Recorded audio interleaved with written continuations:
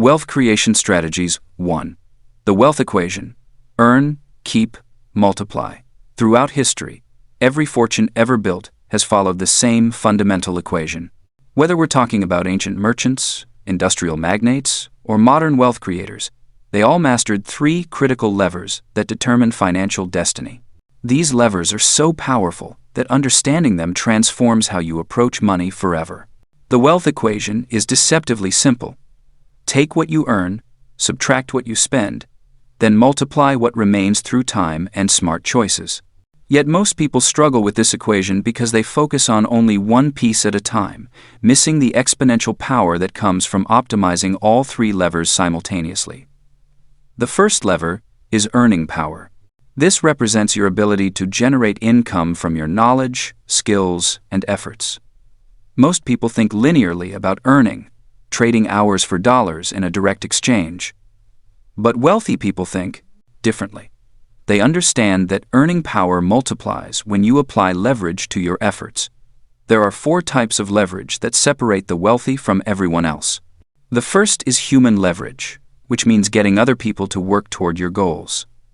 When you hire someone or build a team, you multiply your output beyond what you could accomplish alone. The second is financial leverage, using capital to amplify your results. This might mean borrowing money to buy an income-producing asset, or using savings to start a venture that generates ongoing returns. The third type is media leverage, creating content or systems that work for you repeatedly.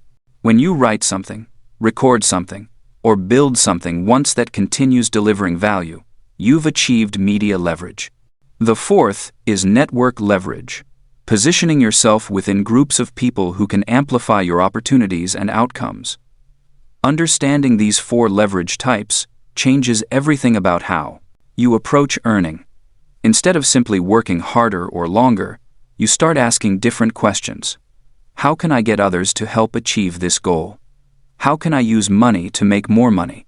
How can I create something once that pays me repeatedly? How can I position myself around people who multiply my opportunities? The second lever in the wealth equation is keeping power, your ability to retain what you earn rather than spending it all. This isn't about living in deprivation or avoiding all pleasures. It's about being intentional with your money and understanding the difference between spending that builds your future and spending that merely satisfies immediate desires. Keeping power requires developing what we might call financial discipline, but it's more nuanced than simple restraint. The wealthy don't just spend less randomly. They spend strategically, directing their money toward things that either maintain or increase their earning power, or toward purchases that truly enhance their long-term happiness and well-being. This means thinking carefully about fixed expenses, those monthly commitments that eat away at your income automatically. Housing, transportation, and other recurring costs can either support your wealth-building efforts or sabotage them. The key is finding the right balance, where your lifestyle supports your goals rather than competing with them. Keeping power also involves understanding the psychological aspects of spending. Many people spend money to solve emotional problems, to signal status, or simply out of habit.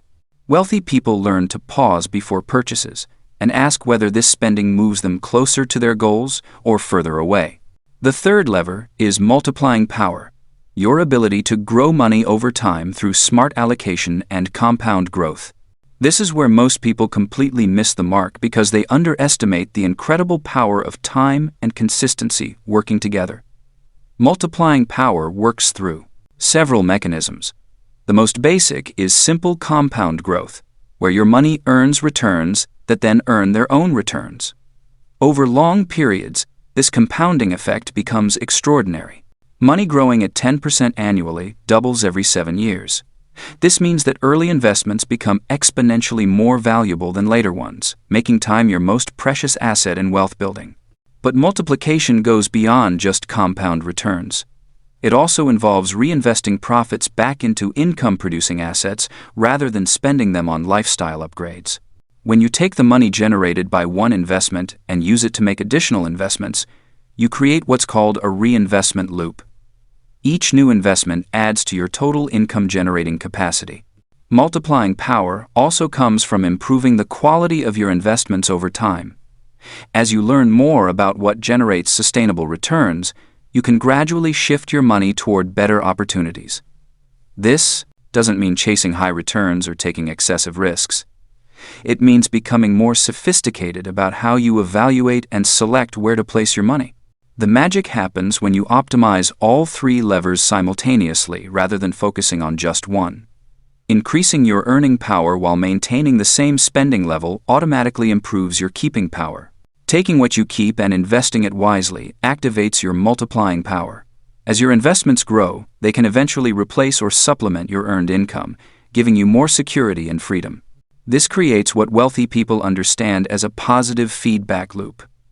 Higher earnings with controlled spending creates more capital to invest. Better investments generate more passive income, which reduces dependence on earned income and provides more capital for additional investments.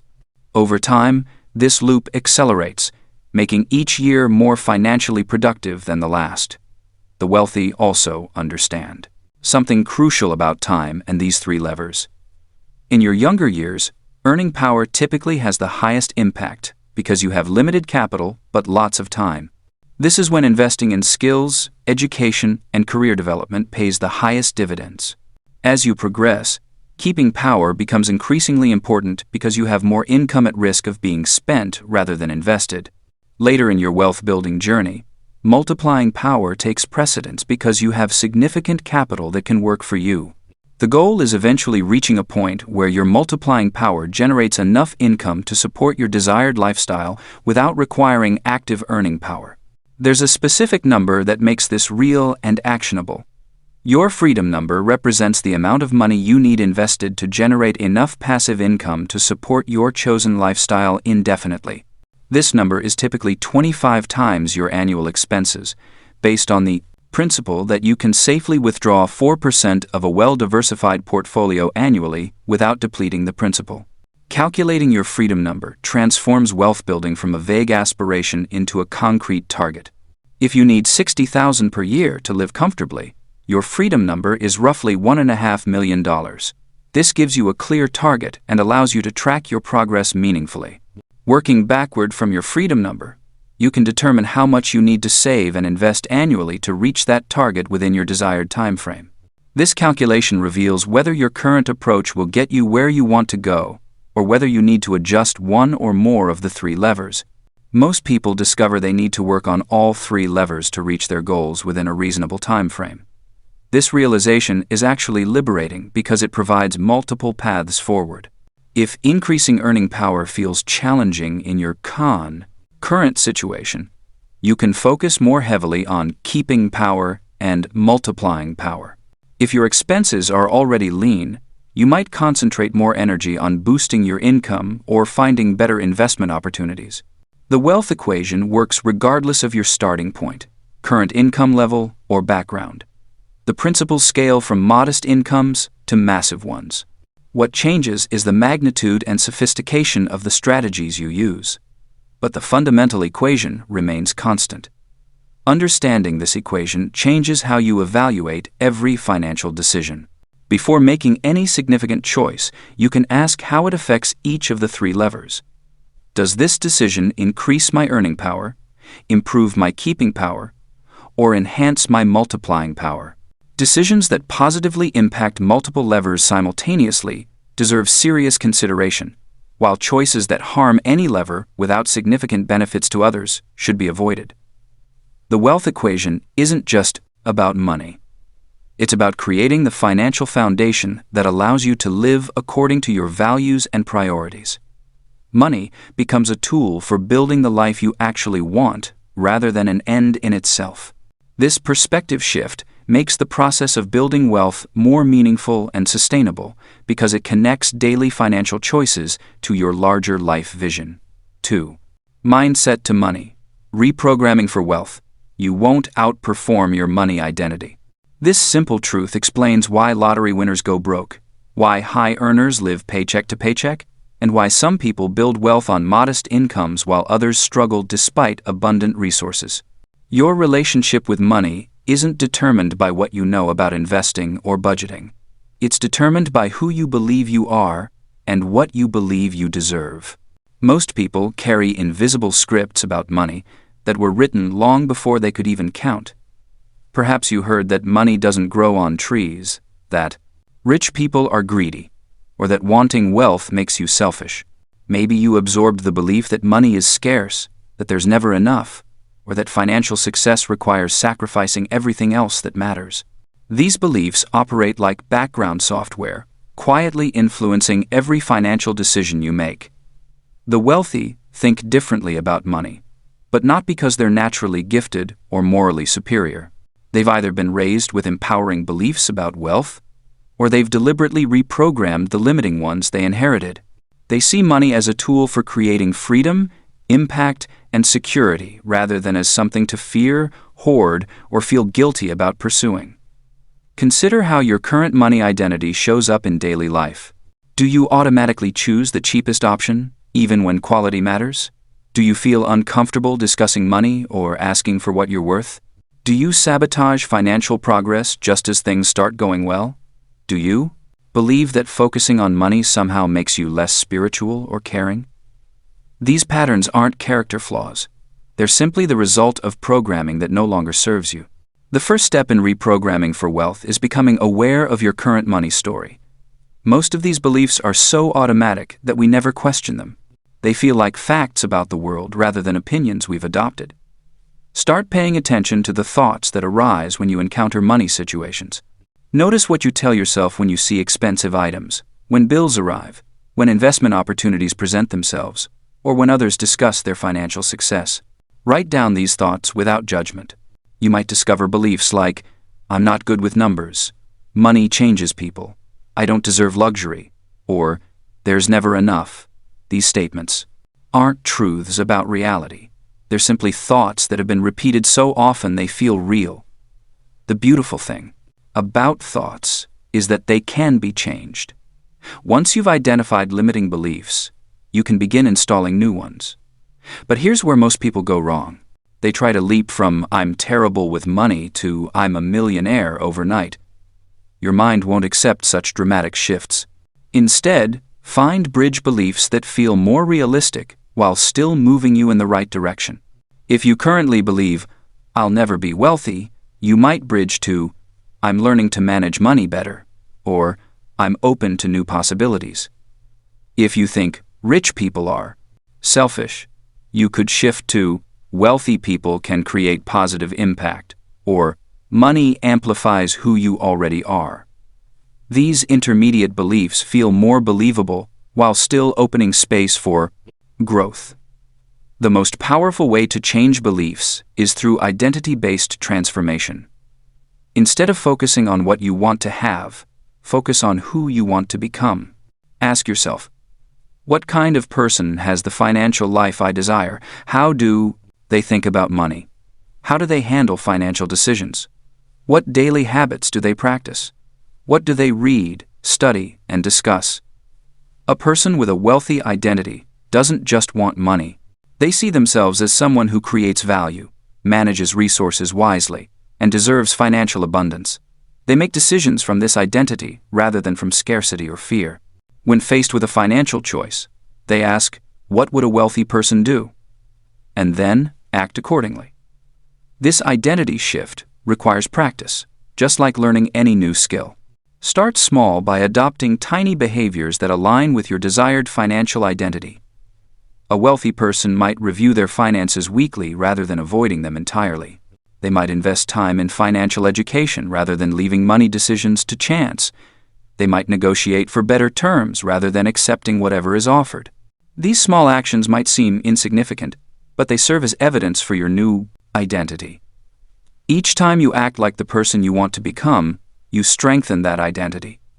Over time, these actions compound into significant changes in both mindset and results. Your environment plays a crucial role in supporting or undermining your new money identity. The people you spend time with, the content you consume, and the spaces you occupy all influence your thoughts and behaviors. If everyone around you complains about money, avoids financial responsibility, or believes that wealth is impossible, Maintaining a positive money mindset becomes an uphill battle. Deliberately curate your environment to support your financial growth. This doesn't mean abandoning friends who earn less than you want to, but it does mean adding influences that reinforce your new beliefs about money. Seek out books, podcasts, and courses that teach healthy money management. Join communities where financial growth is normal and encouraged. Follow people who model the relationship with money you want to develop. Pay attention to the language you use when discussing money. Words shape thoughts, and thoughts drive actions. Instead of saying, "I can't afford it," try, "That's not a priority right now," or "I'm choosing to invest my money elsewhere." Instead of "I'm broke," say, "I'm between opportunities," or "I'm building my resources." These shifts might seem minor, but they maintain your sense of agency and possibility rather than reinforcing helplessness. Develop habits that support your wealthy identity on a daily basis. This might mean checking account balances regularly instead of avoiding them, reading something educational about money each day, or taking 5 minutes each morning to visualize your financial goals as already achieved. The specific habits matter less than their consistency and their alignment with who you're becoming. Practice gratitude for money that flows through your life, even if it's less than you ultimately want. Appreciate the money that pays for your home, food, and other needs. Acknowledge money that allows you experiences and opportunities. This gratitude creates a positive relationship with money that attracts more of it, rather than the resentful or fearful relationship that pushes it away. Changing your money identity is a process, not an event. You'll have moments when old patterns resurface, or when circumstances trigger former beliefs. This is normal and expected. The key is recognizing these moments without judgment and gently redirecting yourself back to your new way of thinking. Your money identity isn't just about personal benefit. As you develop a healthier relationship with wealth, you become better equipped to provide for those you care about, support causes that matter to you, and create positive impact in the world. Money in the hands of good people does good things. By healing your relationship with money, you're not just improving your own life, but preparing yourself to be a force for positive change. The transformation from scarcity thinking to abundance thinking opens possibilities that were previously invisible. Opportunities that once seemed impossible begin to appear achievable. Risks that once felt terrifying become acceptable stepping stones. Resources that once seemed scarce reveal themselves as abundant. This isn't because the world has changed, but because your perception of it has expanded to match your new identity. Behaviors follow identity. Become the person for whom wealth building is normal, and the actions required to build wealth will flow naturally from that identity. This is the foundation upon which all other wealth-building strategies rest. Without it, techniques and tactics will only take you so far. With it, every other chapter in this book becomes not just possible, but inevitable. 3. Skill stacking for maximum earning power. You stand at the intersection of a powerful truth. One rare skill is good, but the right combination of skills is unstoppable. Most people spend their entire careers becoming excellent at one thing, only to discover that excellence alone doesn't guarantee exceptional income. The world rewards those who can bridge multiple domains, creating unique value that no single specialist can match. Think about the person in your field who earns far more than their peers with similar experience. They likely possess what appears to be an unfair advantage. This advantage isn't luck or natural talent, it's strategic skill stacking. They've deliberately combined complementary abilities that multiply their market value exponentially. The mathematics of skill stacking work in your favor. If you're in the top 25% of 3 different skills, you become extraordinarily rare. Consider someone who combines solid writing ability with basic data analysis and presentation skills. Individually, each skill might be common. Together, they create someone who can transform complex information into compelling stories that drive business decisions. This combination commands premium compensation because so few people can do all 3 well. The key lies in choosing skills that enhance rather than compete with each other. Random skill accumulation leads nowhere. Strategic stacking creates unstoppable combinations. The formula is simple. Value equals rarity multiplied by relevance raised to the power of proof. Your goal is to become rare in a way the market desperately needs, then demonstrate that value repeatedly. Market validation should guide your skill selection.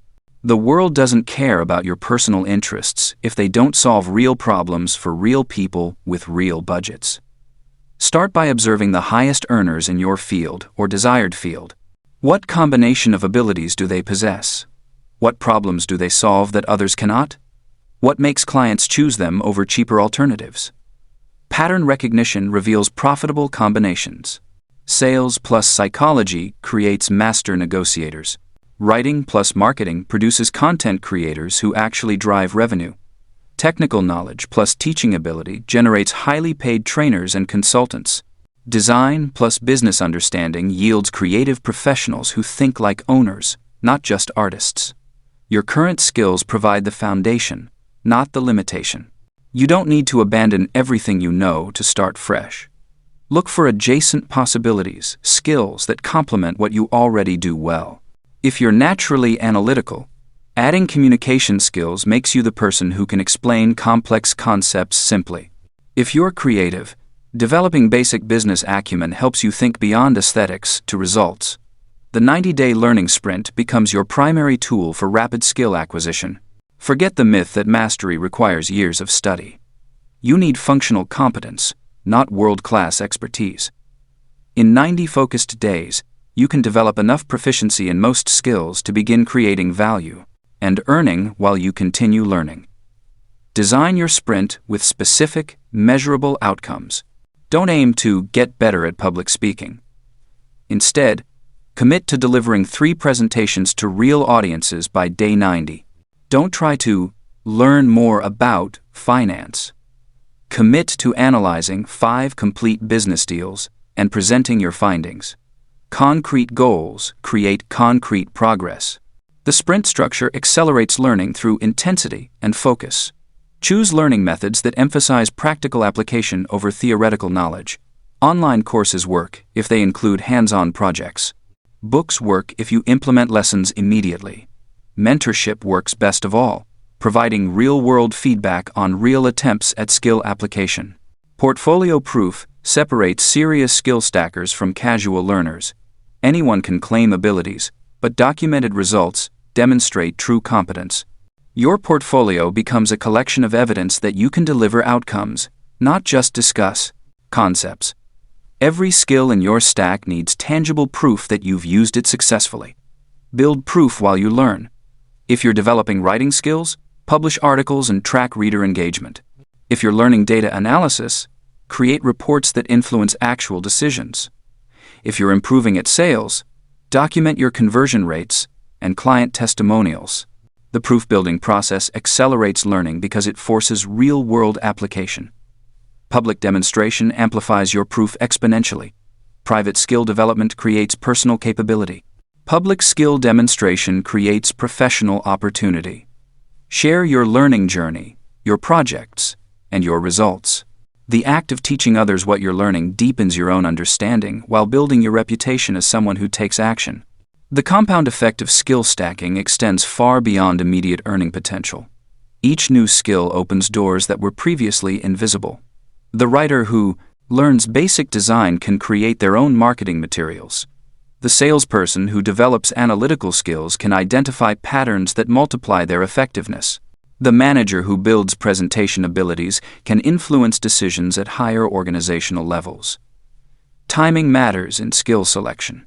Some skills become more valuable as technology advances, while others become less relevant. Focus on capabilities that leverage technology rather than compete with it. Human skills like persuasion, creativity, and relationship building become more valuable as routine tasks become automated. Technical skills that control or direct automated systems become premium capabilities. The 3 skills sweet spot provides enough depth for credibility without spreading effort too thin. More than 3 skills in active development usually means none receive sufficient attention to reach functional competence. Fewer than 3 limits your uniqueness and market position. 3 complementary skills create a defensible professional moat. Consider the interaction effects between your chosen skills. The best stacks create synergy where each skill makes the others more powerful. Communication skills make technical knowledge more valuable. Business understanding makes creative skills more profitable. Sales ability makes expertise more marketable. Look for combinations where the whole exceeds the sum of its parts. Your learning approach should match the skill type. Technical skills often require structured progression through fundamentals. Creative skills benefit from experimentation and iteration. Social skills develop through practice with real people in real situations. Analytical skills grow through working with actual data sets and business problems. Feedback loops accelerate skill development exponentially. Seek situations where you can attempt the skill, receive immediate feedback, and adjust your approach quickly. This might mean finding practice partners, joining relevant communities, or creating low-stakes opportunities to test your abilities. The plateau phase tests your commitment to skill stacking. Initial progress comes quickly because you start from zero. Intermediate progress slows as you encounter the complexities that separate beginners from practitioners. Push through this phase by focusing on specific weaknesses rather than general practice. Identify your worst mistakes and dedicate focused effort to eliminating them. Skill stacking creates career options that didn't exist before. Traditional career paths assume linear progression within narrow specialties. Skill stackers create their own paths by combining abilities in ways that solve problems others cannot address. This flexibility becomes increasingly valuable in rapidly changing markets. The investment in skill development pays dividends across your entire career. Unlike formal education that becomes outdated, well-chosen skills compound over time. Each year of application makes you more effective and more valuable. The person with 10 years of experience in 3 complementary skills often out-earns the person with 20 years of experience in one area. Your skill stack becomes your professional identity. You stop competing on price because your unique combination of capabilities cannot be easily replicated. Clients and employers pay premium rates for solutions they cannot find elsewhere. Your earning power grows as your reputation for delivering unique value spreads through your network and market. Skill stacking is an ongoing process, not a destination. Markets evolve, technologies change, and new opportunities emerge. Stay curious about adjacent skills that could enhance your existing stack. The person who continues learning and adapting maintains their competitive advantage, while others see their single skills commoditized. The question is not whether you should develop multiple skills, but which skills you should develop and in what order. Your current situation, market opportunities, and personal interests all influence the optimal path. The important decision is to begin deliberately, measure progress objectively, and adjust based on results rather than assumptions. Your future earning power depends more on the skills you choose to develop than on the job you currently hold or the degree you earned years ago. Skill stacking puts control of your financial destiny back in your hands, where it belongs. 4. Career leverage. Get paid top dollar. Your job is a business. Treat it like one. Most people approach their careers like passengers on a bus, hoping the driver takes them somewhere good. The wealthy approach their careers like entrepreneurs running a profitable venture. They understand that every role, every project, and every interaction is an opportunity to increase their market value and earning power. The difference between those who earn modest wages and those who command top dollar isn't just talent or education. It's understanding how value is perceived, communicated, and rewarded in the marketplace. When you treat your career as a business, you start thinking like an owner instead of an employee. You focus on outcomes instead of activities, solutions instead of tasks, and results instead of effort. Market mapping is your first strategic move. Just as a business owner studies their industry, you need to understand the landscape of your field. Who are the highest paid professionals in your space? What skills do they possess that others don't? Which companies pay premium wages and why? What problems are keeping executives awake at night that you could solve? Start by researching salary ranges not just for your current role, but for roles you could grow into. Look beyond job titles to understand what creates value in your industry. In some fields, it's technical expertise. In others, it's relationship management or strategic thinking. The key is identifying where the money flows and positioning to yourself in that stream. Your achievements are your inventory. Every successful project, every problem you've solved, every improvement you've made is a product you can sell to current and future employers. Most people let their accomplishments fade into memory, but smart career builders document everything in an achievements dossier. This isn't just a list of what you did, it's a collection of stories that demonstrate your value. Instead of writing managed team projects, you write led cross-functional team of 8 to deliver software upgrade 3 weeks ahead of schedule, resulting in $200,000 annual cost savings. Numbers make your value concrete and memorable. The most powerful achievements address 3 elements: the challenge you faced, the actions you took, and the results you delivered. Challenge action result stories give context to your capabilities and help others visualize you solving their problems. When you can quantify the impact, whether in dollars saved, time reduced, or problems solved, you transform from a cost center into a profit generator. Offer creation changes everything about how you're perceived at work.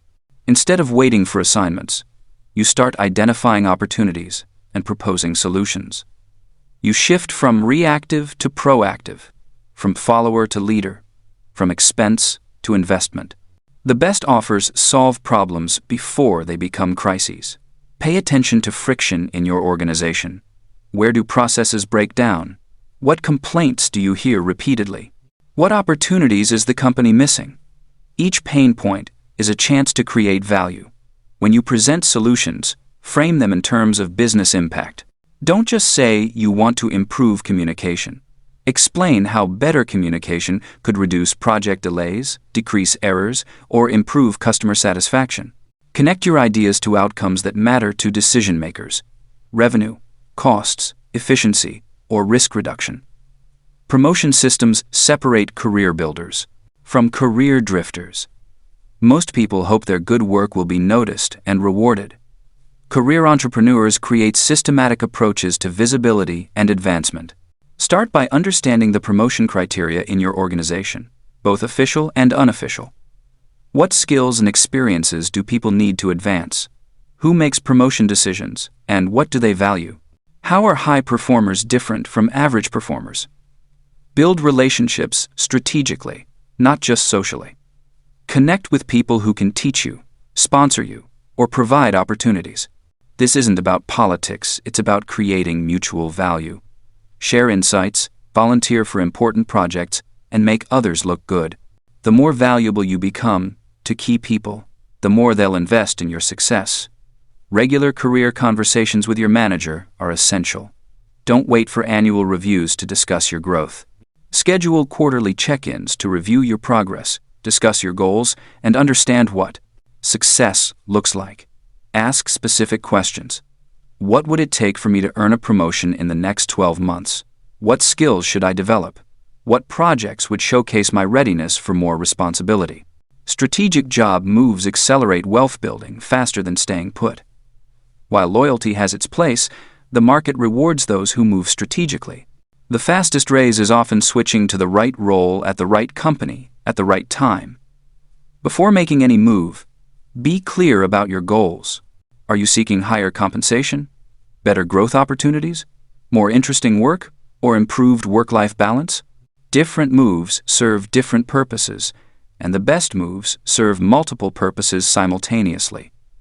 When evaluating opportunities, look beyond base salary.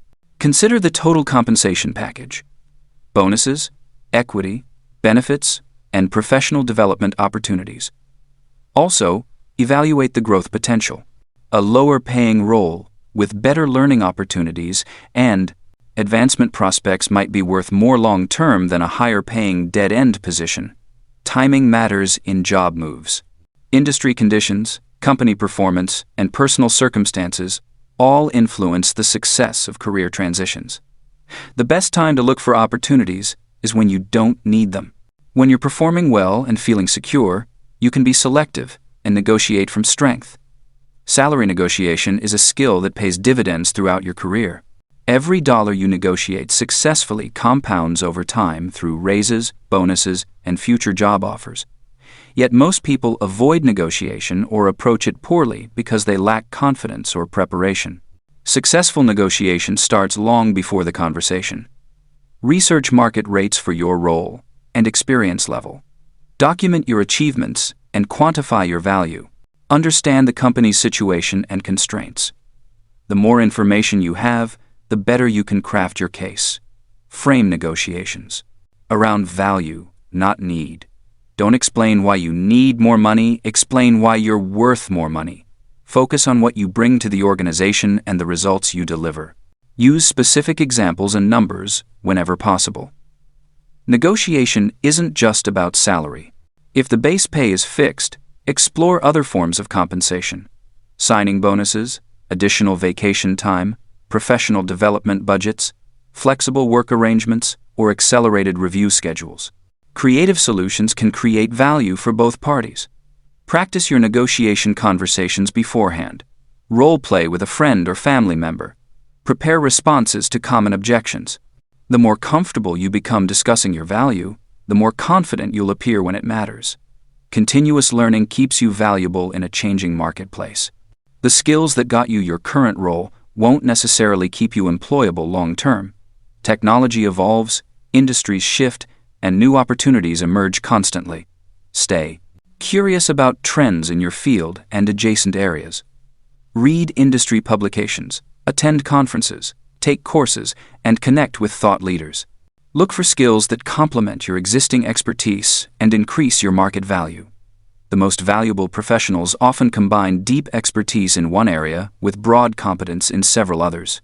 They can speak the language of different departments and bridge gaps between disciplines. This combination makes them valuable for leadership roles and special projects. Building your personal brand within your industry creates opportunities that wouldn't exist otherwise. When people know your reputation and capabilities, opportunities come to you instead of you chasing them. This doesn't require becoming famous, it means becoming known for specific expertise and results within your professional circles.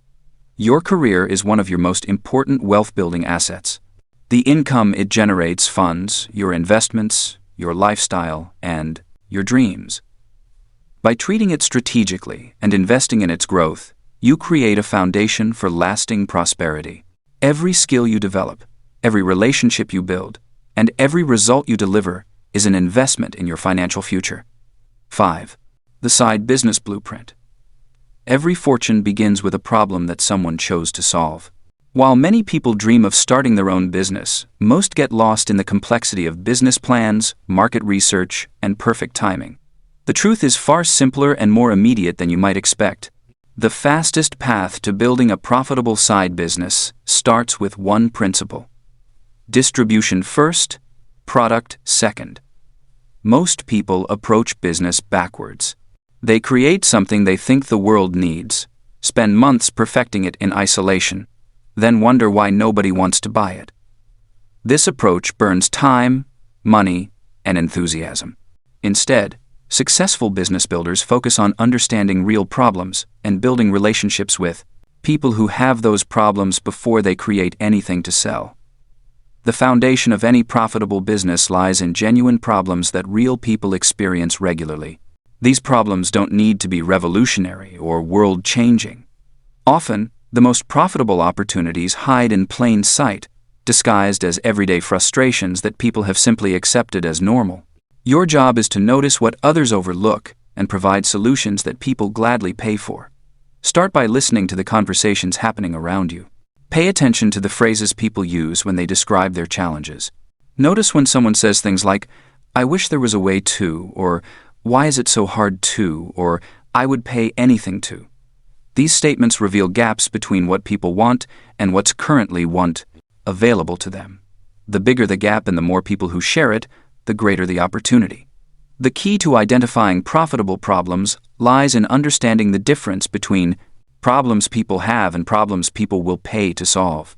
People have thousands of minor inconveniences, but they only spend money on problems that cause enough pain or represent enough opportunity that action becomes necessary. Look for problems that cost people time, money, status, or peace of mind. These create the urgency that transforms interest into payment. Once you identify a potential problem worth solving, resist the urge to immediately start building a solution. Instead, invest time in understanding the people who experience this problem. Reach out to them directly and ask questions about their current situation. This process, often called customer discovery, provides insights that no amount of theoretical research can match. When speaking with potential customers, focus on understanding their current situation rather than validating your solution ideas. Ask about how they currently handle the problem, what they've tried before, how much time or money the problem costs them, and what would need to be true for them to change their current approach. Listen for emotional language that reveals the intensity of their frustration or desire. These conversations serve multiple purposes beyond gathering information. They begin building relationships with people who might become your first customers. They establish you as someone who understands their world and cares about their problems. Most importantly, they create a foundation for the most crucial element of any successful business: distribution. Distribution represents your ability to reach people who need what you offer. Without distribution, even the best products remain invisible. Many brilliant solutions fail, not because they don't work, but because the people who need them never learn they exist. Building distribution channels early, before you have something to sell, creates a significant advantage when you're ready to launch. The most effective distribution strategy for a side business involves building relationships and demonstrating expertise in solving the specific problems your potential customers face. Share insights, offer helpful advice, and become known as someone who understands their challenges. This approach builds trust and positions you as the logical choice when they're ready to invest in a solution. Modern communication tools make building these relationships easier than ever before. You can write about the problems you observe and share insights with people who face similar challenges. You can participate in conversations where your potential customers gather. You can offer free advice, resources, or small solutions that demonstrate your understanding and capability. As you build relationships and deepen your understanding of the problems people face, patterns will emerge that point toward viable solutions. The best solutions often involve taking something complex and making it simpler, taking something time-consuming and making it faster, or taking something expensive and making it more affordable. Look for ways to package your knowledge, skills, or resources into formats that deliver specific outcomes for specific people. Service-based solutions often provide the fastest path to profitability because they require minimal upfront investment and can be refined based on direct customer feedback. Consider how you might solve problems through consulting, done-for-you services, coaching, or teaching.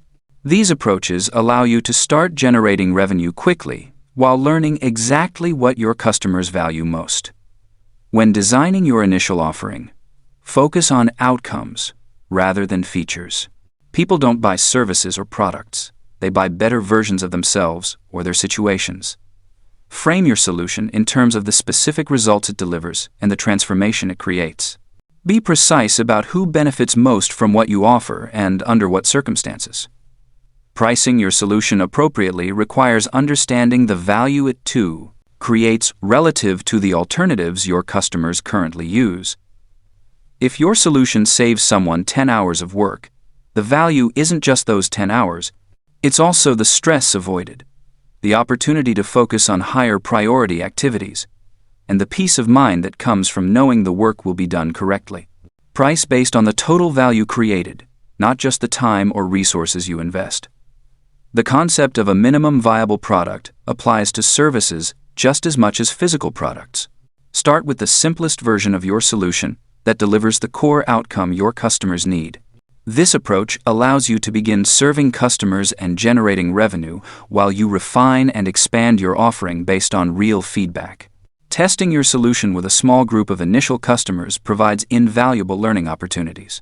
These early customers, often called pilot clients, help you understand what works, what doesn't, and what additional value you might provide. They also become your first success stories and sources of testimonials that help attract future customers. Be prepared to iterate based on what you learn from these early experiences. The solution you end up building may look quite different from what you initially envisioned, and that's perfectly normal.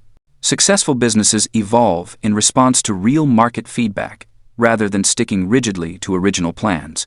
Building a side business while maintaining other commitments requires careful attention to time management and energy allocation. Focus on high-impact activities that move you closer to revenue generation. Avoid perfectionism and elaborate planning that delays customer contact and feedback. Action and iteration beat analysis and preparation when you're starting out. Every successful business began as someone's side project or experiment. The goal isn't to immediately replace your primary income, but to create an additional revenue stream that can grow over time. Many of the most valuable companies started as small solutions to specific problems that gradually expanded into larger opportunities. The most important step is the first one. Choose a problem that genuinely interests you. Start conversations with people who face that problem and begin building relationships within that community. Distribution first, product second. This approach transforms the overwhelming challenge of starting a business into a series of manageable conversations and small experiments that compound into significant opportunities. Your side business blueprint isn't about finding the perfect idea or waiting for the right moment. It's about developing the discipline to notice problems, the courage to engage with potential customers, and the persistence to iterate until you create something people value enough to buy. Start with problems, build relationships, and let solutions emerge from real understanding of real needs. 6. Personal brand that prints opportunities. When they know you, money finds you. This simple truth separates those who chase opportunities from those who attract them naturally. Your personal brand is not about becoming famous or chasing attention for its own sake. It is about becoming known for something valuable, something that makes people think of you when the right opportunity arises. Most people believe that talent alone will open doors. They work hard, develop skills, and wait for recognition. But the world is full of talented people who remain invisible. The difference between those who struggle in obscurity and those who enjoy abundant opportunities is not talent. It is the ability to make their value visible to others. Your personal brand is simply the reputation you build around your expertise, your character, and the results you deliver. It is what people say about you when you are not in the room. It is the mental space you occupy in their minds when they need someone with your particular combination of skills and experience. The foundation of any powerful personal brand is positioning. This means choosing a specific area where you will become known as the go-to person. The mistake most people make is trying to be everything to everyone. They present themselves as generalists who can handle any challenge. But generalists blend into the background. Specialists stand out and command premium treatment. To position yourself effectively, you must make choices. Choose the type of problems you solve best. Choose the kind of people you serve most effectively. Choose the unique angle or approach that separates your methods from everyone else doing similar work. This focus might feel limiting at first, but it actually creates more opportunities by making you memorable and referable. Once you have clarity on your positioning, you need to identify your content pillars. These are the 3 or 4 themes you will consistently discuss to demonstrate your expertise and perspective. One pillar should showcase your technical knowledge and skills. Another should reveal your character and values. A third might focus on lessons learned from your successes and failures. The fourth could address trends and insights in your field. These pillars give structure to everything you share publicly. They ensure that your message remains consistent while providing enough variety to keep people engaged. When someone encounters your content repeatedly, they should develop a clear picture of what you stand for and what you can deliver. Content creation is where many people stumble. They overcomplicate the process or set unrealistic standards that lead to inconsistent execution. The secret is to start with simple formats and focus on providing genuine value rather than trying to entertain or impress. Share insights from your daily work. Explain concepts that others find confusing.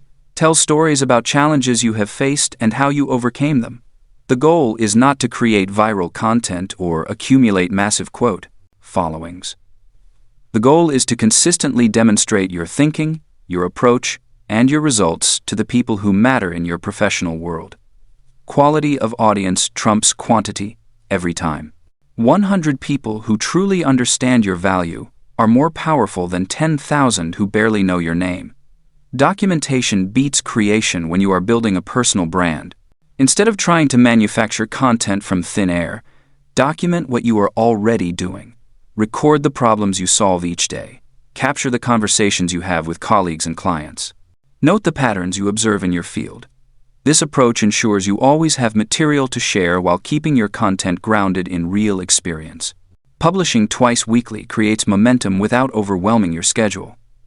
This frequency allows you to stay visible while giving you enough time between posts to gather new material and maintain quality. Choose specific days for publishing and stick to them religiously. Consistency builds trust and creates anticipation among your audience. Your content should follow the rule of helpful, human, and honest. Helpful means addressing real problems and providing actionable solutions. Human means showing your personality and admitting when you make mistakes or face uncertainty. Honest means sharing your genuine opinions and experiences rather than saying what you think people want to hear. Building an email list transforms casual followers into genuine opportunities. Social media platforms come and go, but email provides direct access to interested people without algorithmic interference. Your lead magnet should offer concentrated value related to your positioning. It might be a framework you have developed, a checklist based on your experience, or a guide that solves a specific problem your audience faces. The email sequence that follows should introduce new subscribers to your background, your approach, and your availability for more substantial work. This is not about aggressive selling, but about building relationships and staying top of mind when opportunities arise. Share behind-the-scenes insights about your work. Discuss industry trends from your unique perspective. Offer occasional opportunities for deeper engagement through calls, consultations, or collaborative projects. Proof assets are tangible demonstrations of your capabilities and results. These might include case studies from successful projects, samples of your work, testimonials from satisfied clients, or frameworks you have developed and tested. The key is making your value concrete rather than abstract. Instead of claiming you are good at solving problems, show the specific problems you have solved and how you solved them. Your personal brand should tell a coherent story about your professional journey. Where did you start? What challenges did you face? How did you develop your current expertise? What drives your work today? This narrative helps people understand not just what you do, but why you do it, and how you became qualified to do it well.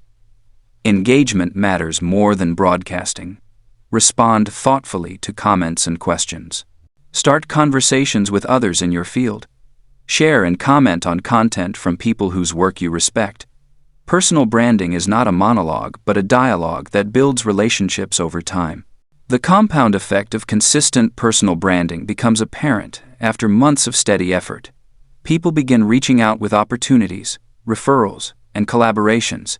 You start receiving invitations to speak, consult, or participate in interesting projects.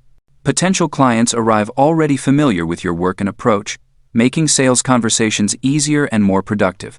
Your personal brand should evolve as your career develops. The positioning that serves you early in your journey may need adjustment as you gain experience and expertise. Stay flexible enough to adapt while maintaining enough consistency to build recognition and trust. The ultimate measure of your personal brand is not followers or likes, but opportunities that arrive without active pursuit. When people start coming to you, instead of you chasing them, you know your brand is working. This shift from push to pull fundamentally changes the dynamics of your professional life and opens possibilities that would never emerge through traditional networking alone. Building a personal brand requires patience and persistence. Results accumulate slowly at first, then accelerate as your reputation spreads and strengthens. Start today with clear positioning, consistent content, and genuine value. The attention you build becomes an asset that pays dividends for years to come. 7. Sales and pricing power. The moment you learn to sell, everything changes. Most people run from sales because they think it means being pushy or manipulative. This couldn't be further from the truth. Real selling is about creating value and presenting solutions in a way that makes the decision obvious. When you can't sell, you can't scale anything in your life, whether it's getting a raise, growing a business, or even convincing your family to try a new restaurant. The foundation of all wealth creation rests on your ability to create value for others and communicate that value clearly. Without this skill, you remain dependent on others to recognize your worth, price your services, and determine your income. That's a dangerous position that keeps most people trapped in average results. Think about every successful person you know. At some point, they learned to sell something. They sold their ideas to investors, their vision to employees, their products to customers, or their value to employers. The common thread isn't luck or connections, it's the ability to present value in a compelling way that moves people to action. Your relationship with money is directly connected to your comfort with selling. If you believe asking for money is wrong or uncomfortable, you'll always struggle financially. Money flows to those who can confidently present solutions and ask for fair compensation. This isn't about being greedy or taking advantage of people. It's about understanding that when you solve real problems for others, everyone wins. The first step in developing sales power is understanding that people buy outcomes, not products or services. They don't want a drill, they want a hole in the wall. They don't want accounting services, they want peace of mind about their finances. They don't want a consultant, they want their problems solved. When you shift your thinking from what you're selling to what the buyer really wants, everything becomes clearer. Most people make the mistake of talking about features instead of benefits. Features are what something is or does. Benefits are what those features mean to the person considering the purchase. If you're selling tutoring services, the faith feature might be one-on-one instruction. The benefit is the confidence that comes from understanding difficult concepts and the improved grades that follow. People don't buy features, they buy the feeling that comes from the benefits. Value-based pricing is where real wealth gets created. When you price based on time, you're selling a commodity. When you price based on value delivered, you're selling a solution. The person who can solve a $1,000 problem is worth far more than someone who works for $20 per hour. This shift in thinking separates those who trade time for money from those who trade results for wealth. Understanding your buyer is crucial for effective selling. Every person who might purchase from you has hopes, fears, and desires. They have problems that keep them awake at night and dreams that motivate them during the day. Your job is to understand these deeply and position your offering as the bridge between their current reality and their desired future. The best salespeople are actually the best listeners. They ask thoughtful questions and pay attention to both what people say and what they don't say. They listen for problems, frustrations, and gaps. They listen for the emotional language that reveals what really matters. This information becomes the foundation for presenting their solution in a way that resonates. Price objections are rarely about price. When someone says something costs too much, they're usually saying they don't see enough value to justify the investment. Your response shouldn't be to immediately lower your price. Instead, you need to better understand their concerns and either increase the perceived value or help them see value they missed initially. Confidence in your pricing comes from understanding the transformation you provide. If you help someone save time, make money, reduce stress, or solve problems, that has real value. You need to be crystal clear about the specific outcomes you deliver and comfortable discussing the worth of those outcomes. Apologetic pricing leads to apologetic results. The sales process doesn't have to be complicated, but it does need to be systematic. Every interaction should have a purpose and move things forward. Whether you're having a conversation with a potential client or presenting to a room full of people, you need to understand where you are in the process and what needs to happen next. Building trust is the foundation of all successful selling. People buy from those they trust, and trust comes from demonstrating competence, showing genuine interest in their situation, and being honest about what you can and cannot do. Trust also comes from social proof evidence that others have gotten good results working with you. Objections are a natural part of any sales process. Instead of fearing them, welcome them as opportunities to provide clarification and build trust. Most objections fall into a few categories. They don't see the value, they're not sure you can deliver, they need to think about it, or they need approval from someone else. Having thoughtful responses prepared for common objections makes these conversations much smoother. The follow-up is where most sales are actually made. Very few people make immediate decisions, especially for significant purchases. Your ability to stay in touch without being annoying, provide additional value, and be there when they're ready to move forward often determines whether you get the business. Pricing power comes from differentiation. When you're seen as a commodity, price becomes the main factor in the buying decision. When you're seen as unique or specialized, price becomes less important than the specific value you provide. This is why developing expertise in a particular area or serving a specific type of client can be so profitable. Your sales skills compound over time. Each conversation teaches you something about your market, your messaging, or your process. Each objection helps you prepare better responses. Each success gives you confidence and social proof for future interactions. The people who commit to getting better at selling see their results improve dramatically over time. Selling is serving. When you truly believe in the value you provide and focus on helping others solve their problems, selling becomes a natural extension of your desire to help. This mindset shift removes much of the discomfort and resistance that many people feel around sales activities. Your ability to sell ultimately determines your ability to control your financial destiny. Whether you're negotiating your salary, growing a business, or simply advocating for yourself in daily life, these skills pay dividends forever. The investment you make in developing your sales and pricing power will return more than almost any other skill you could develop. 8. Your money operating system. The difference between wealthy people and everyone else isn't intelligence, luck, or even income level. The fundamental difference lies in their relationship with money and the systems they create to manage it. Most people treat money like a wild animal that must be wrestled into submission each month, fighting the same battles over and over again. Wealthy people treat money like water flowing through carefully designed channels, creating systems that work automatically and consistently. Think of your money management as an operating system, much like the invisible software that runs a computer. You don't need to think about every process happening in the background because the system handles the routine operations automatically. Your money operating system should work the same way, handling the fundamental wealth-building tasks without requiring daily decisions or constant willpower. The foundation of any effective money operating system rests on a simple principle that most people get backwards. Instead of hoping money will be left over at the end of the month, you must pay yourself first. This means automatically moving money into savings and investments before you have a chance to spend it on anything else. When you reverse this order, you transform from someone who saves whatever remains into someone who spends whatever remains after savings.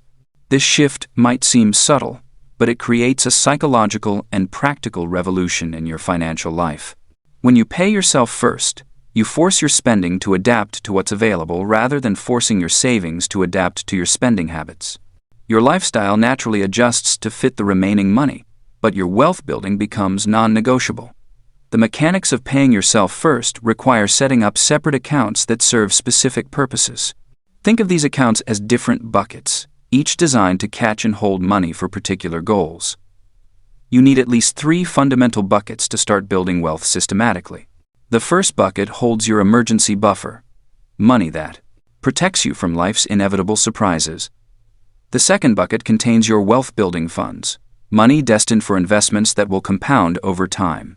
The third bucket manages your monthly living expenses, covering housing, food, transportation, and other necessities. Most people try to manage all their money in 1 or 2 accounts, creating confusion and making it nearly impossible to track progress toward different goals. When everything mixes together, you lose clarity about what money serves what purpose. You might think you have plenty of money for entertainment, not realizing you're spending your emergency fund. Or you might feel poor when you actually have substantial wealth-building progress hidden in your checking account. The emergency buffer deserves special attention because it serves as the foundation for all other wealth-building activities. Without this buffer, every unexpected expense becomes a crisis that derails your progress. You end up borrowing against future income or liquidating investments at the worst possible times. The emergency buffer breaks this cycle by handling surprises without disrupting your wealth-building momentum. Building your emergency buffer requires discipline, but it doesn't require perfection. Start by automatically transferring a small amount into your emergency account every time money comes in. Even if you can only manage a small percentage initially, the automatic transfer creates a habit and begins building the buffer. As the buffer grows, you'll notice a psychological shift. Knowing you can handle unexpected expenses removes a layer of financial stress and allows you to think more clearly about longer-term opportunities. The size of your emergency buffer depends on your personal situation, but most people need enough to cover 3 to 6 months of essential expenses. If your income fluctuates significantly or you work in an uncertain field, lean toward the higher end. If you have very stable income and multiple income sources, you might need less. The key is having enough to sleep well at night while not hoarding so much that you miss wealth-building opportunities. Your wealth-building bucket operates on different principles than your emergency buffer. While the emergency buffer prioritizes safety and availability, your wealth-building bucket prioritizes growth and compounding. Money in this bucket gets invested in assets that can appreciate over time, creating the foundation for long-term financial freedom. The automation becomes crucial for your wealth-building bucket because investing requires consistency to work properly. Markets fluctuate, creating emotional responses that lead to poor timing decisions. When you automate your investments, you remove emotion from the equation and benefit from dollar-cost averaging. You buy more shares when prices are low and fewer shares when prices are high, but you keep buying regardless of market conditions. Setting up this automation requires deciding on a fixed amount or percentage that moves from your income into investments before you can spend it elsewhere. This transfer should happen on the same day you receive income, treating your future self as the most important bill you pay. Many people struggle with this concept because they want to see how the month unfolds before committing money to investments. This approach almost guarantees that investing becomes optional rather than automatic. Your spending bucket handles monthly expenses and discretionary purchases.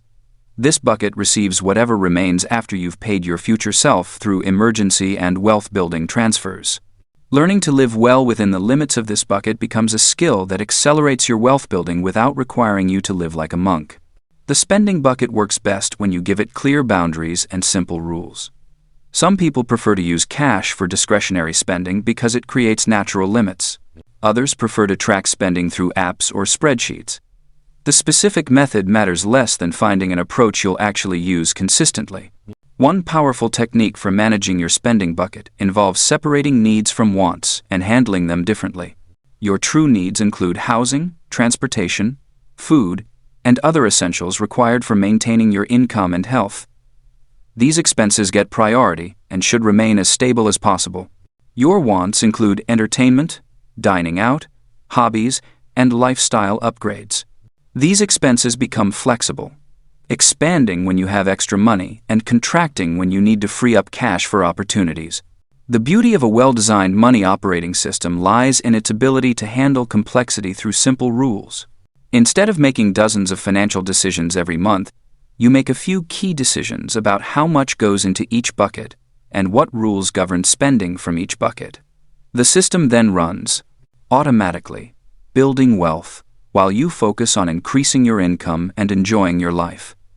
Tracking your progress becomes essential for maintaining motivation and making adjustments. However, tracking doesn't mean obsessing over every penny or checking your accounts multiple times per day. Effective tracking involves reviewing your numbers weekly or monthly, celebrating progress, and making small adjustments when necessary. Your money operating system should evolve as your income grows and your situation changes. The percentages going into different buckets might shift. You might add new buckets for specific goals, or you might automate additional processes.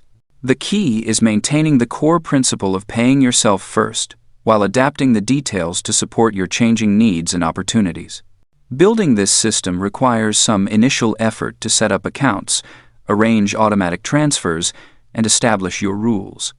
Most people can create a basic version in less than a day, though fine-tuning might take a few weeks. The temporary inconvenience of setup pays dividends for years because the system removes the daily friction that prevents most people from building wealth consistently. Your money operating system becomes the invisible foundation that supports all your other wealth-building activities. It creates the capital you need for investments, the security that allows you to take calculated risks, and the clarity that comes from knowing exactly where you stand financially. With this foundation in place, you can focus on the higher-level strategies that accelerate wealth building instead of constantly wrestling with basic money management tasks. 9. Debt, credit, and smart leverage. Debt is a tool, and like any tool, it can build or destroy depending on how you wield it. The wealthy understand this fundamental truth, while most people fear all debt equally. This fear costs them opportunities, while reckless borrowing destroys financial futures. Path to wealth requires learning to distinguish between debt that enslaves and debt that liberates. Think of debt as financial fire. Fire can burn down your house or power your entire life. The difference lies in understanding its nature and controlling its application. When you borrow money to buy things that lose value or to fund consumption, debt becomes your master. When you use borrowed money to acquire assets that appreciate or generate income exceeding the cost of borrowing, debt becomes your servant. Good debt pays for itself. It allows you to control valuable assets with less of your own money, freeing up capital for other investments. A rental property purchased with a mortgage can generate monthly cash flow, while the tenant pays down your loan balance. The property appreciates over time, building equity you never had to earn directly. Meanwhile, your cash remains available for the next opportunity. Bad debt drains your future earnings to pay for past consumption. Credit, card balances from dinners and vacations, car loans for vehicles beyond your needs, and personal loans for lifestyle expenses all fall into this category. These debts demand monthly payments without generating any income to help make those payments. They shrink your capacity to build wealth by claiming a portion of every dollar you earn going forward. Your credit score serves as your financial reputation in numerical form. This 3-digit number influences not just whether you can borrow money, but what interest rate lenders will charge you. The difference between excellent and poor credit can cost you tens of thousands of dollars over the life of a mortgage. More importantly, good credit provides options when opportunities arise. Building excellent credit follows simple principles that compound over time. Pay every bill on time, as payment history carries the most weight in scoring models. Keep your credit utilization low by using only a small portion of available credit limits. Maintain older accounts even if you rarely use them, as length of credit history demonstrates stability. Avoid opening multiple new accounts in short periods, as this suggests financial stress to lenders. The utilization ratio deserves special attention because it responds quickly to changes. If your cards have a combined limit of $10,000, keeping balances below $3,000 maintains a healthy utilization ratio. However, keeping balances below $1,000 or paying them off entirely before statements close produces even better scores. The scoring models reward restraint in borrowing capacity usage. Business credit operates separately from personal credit and provides additional borrowing power without impacting your personal score. Establishing business credit requires proper entity formation and consistent reporting of business payment activity to commercial credit bureaus. This separation protects your personal credit from business fluctuations while creating another source of capital for growth opportunities. Leverage amplifies both gains and losses, making risk management essential. A simple rule guides safe leverage use. Never borrow more than you can afford to lose without devastating your financial position. Real estate investors often limit total leverage to no more than 80% of property values, ensuring adequate equity cushions. Business owners might cap borrowing at levels serviceable even during significant revenue declines. The cost of borrowing matters enormously in leverage decisions. Interest rates below your expected return on invested capital create positive leverage. If you can borrow at 5% and invest in assets yielding 8%, The 3% spread multiplies your returns. However, when borrowing costs exceed investment returns, leverage destroys wealth by amplifying losses instead of gains.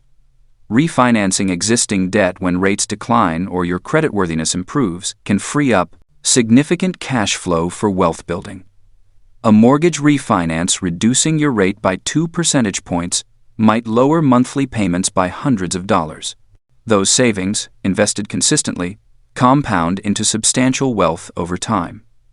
The key lies in actually investing the savings, rather than allowing lifestyle inflation to consume them. Strategic debt consolidation can simplify finances while reducing costs. Moving high-interest credit card balances to lower-rate personal loans or home equity lines saves money on interest payments. However, consolidation only helps if you change the spending behavior that created the debt originally. Otherwise, you simply create room for more borrowing while increasing total debt levels. Emergency funds take priority over debt elimination in most situations. While carrying debt costs money and interest, lacking emergency savings forces you to create new debt when unexpected expenses arise. This cycle traps people in permanent debt servicing. Building a modest emergency buffer while making minimum debt payments, then attacking debt aggressively, usually produces better outcomes than depleting all savings for debt elimination. The debt avalanche method minimizes total interest costs by focusing extra payments on the highest rate debts first while maintaining minimum payments on others. Mathematically, this approach saves the most money over time. However, some people find more success with the debt snowball method, which targets the smallest balances first to create psychological momentum through quick wins. Choose the method you will actually follow consistently. Consider the tax implications of different debt types when making elimination decisions. Mortgage interest and business loan interest often provide tax deductions that effectively reduce the true cost of borrowing. A 6% mortgage might cost only 4% after-tax savings for someone in higher tax brackets. Student loan interest also provides limited tax deductions. Always compare after-tax borrowing costs when prioritizing debt payments. Avoid using debt to maintain living standards during income disruptions. This path leads to debt spirals, where borrowing becomes necessary to service existing debt payments. Instead, adjust expenses immediately when income drops and preserve borrowing capacity for genuine emergencies or opportunities. Debt should never become a substitute for living within your means. Business debt requires different analysis than personal debt, because businesses can deduct interest expenses and potentially generate returns exceeding borrowing costs. However, personal guarantees on business debt eliminate the protection of business entity structures. Understanding when to provide personal guarantees and when to seek alternatives protects your personal wealth from business risks. Lines of credit provide flexibility that term loans cannot match. A business line of credit or home equity line allows you to access funds only when needed, while paying interest only on outstanding balances. This structure works well for seasonal businesses or investors who want ready access to opportunity capital without paying for unused borrowing capacity. The key to smart leverage lies in matching the term of debt to the life of assets it purchases. Short-term debt for long-term assets creates refinancing risk when the debt comes due. Long-term fixed-rate debt provides predictability and protection against rising interest rates. Never finance permanent assets with temporary debt unless you have clear refinancing plans and backup capital sources. Regular review of your debt portfolio ensures it continues serving your wealth-building goals. As your income grows and credit improves, refinancing opportunities may arise.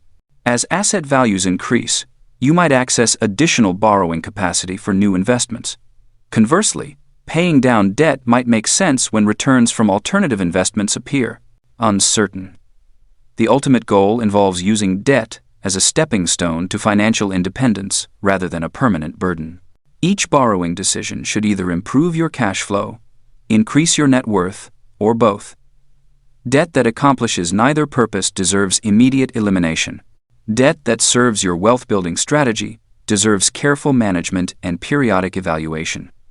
Master this distinction, and debt becomes a powerful tool for accelerating your journey to financial freedom. 10. Evidence-based investing. From index to to edge. The greatest wealth builders in history understood a fundamental truth about money. It must work as hard as you do, if not harder. While your labor has natural limits, there are only 24 hours in a day and only so many years you can work. Your money knows no such boundaries. It can work around the clock, across continents, and long after you've stopped actively earning. The art lies not in trying to outsmart the market, but in positioning yourself to capture its natural growth over time. Think of investing as planting an orchard rather than hunting for treasure. The treasure hunter rushes from spot to spot, digging frantically based on rumors and maps of questionable origin. Sometimes they strike gold, but more often they exhaust themselves chasing false promises. The orchard owner, by contrast, plants carefully selected trees, tends them with patience, and harvests abundant fruit year after year. The treasure hunter seeks quick wins. The orchard owner builds lasting wealth. The financial markets, despite their daily volatility and seemingly chaotic movements, follow certain predictable patterns over extended periods. Companies create value through innovation, efficiency, and serving human needs. Economies grow as populations increase and productivity improves. These fundamental forces drive long-term returns that compound wealth for those patient enough to let them work. The challenge lies in capturing these returns without falling victim to the emotions and mistakes that derail most individual investors. Your investment policy statement becomes your North Star in this journey. This single document, which you can write in less than an hour, will guide every investment decision you make and protect you from your own worst impulses. Start by defining your goals in specific terms. Rather than vague aspirations like build wealth, establish clear targets, such as accumulate enough assets to generate $40,000 annually in passive income within 15 years. This clarity transforms investing from a nebulous hope into a concrete plan with measurable milestones. Next, determine your risk capacity by examining both your financial situation and your emotional temperament. A person with stable employment, decades until retirement, and a calm disposition can handle more volatility than someone approaching retirement with irregular income and a tendency toward worry. Your asset allocation, the percentage split between growth investments and conservative holdings, should reflect this personal risk profile rather than following generic formulas or chasing the latest investment fad. The power of index funds lies in their elegant simplicity and mathematical superiority. When you purchase shares in a broad market index fund, you instantly own tiny pieces of hundreds or thousands of companies, spreading your risk across entire economies. The fund automatically adjusts as companies rise and fall, ensuring you always hold the most successful businesses without requiring you to pick winners. More importantly, you pay minimal fees for this diversification, keeping more of your returns instead of enriching fund managers. Consider the mathematics behind this approach. If the broad market returns 8% annually over time, and you pay 2% in fees to an actively managed fund, your net return drops to 6%. That seemingly small difference compounds dramatically over decades. On a $100,000 investment over 20 years, the difference between 6 and 8% returns amounts to nearly $200,000 in lost wealth. Low-cost index funds typically charge less than 0.1% annually, leaving virtually all market returns in your pocket. Dollar-cost averaging transforms market volatility from an enemy into an ally. By investing fixed amounts at regular intervals, regardless of market conditions, you automatically buy more shares when prices are low and fewer when prices are high. This mathematical process smooths out your average purchase price over time and removes the impossible burden of trying to time market movements. Set up automatic transfers that move money from your checking account into your investment accounts on the same day each month, treating it as just another essential bill. The rebalancing process maintains your chosen asset allocation as markets move.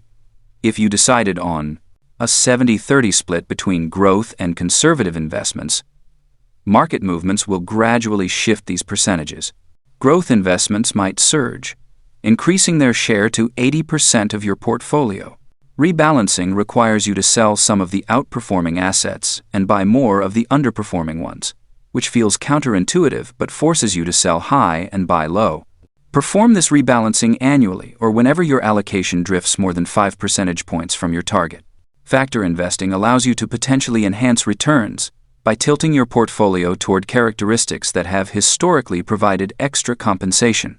Small company stocks have outperformed large company stocks over long periods, as have value stocks compared to growth stocks.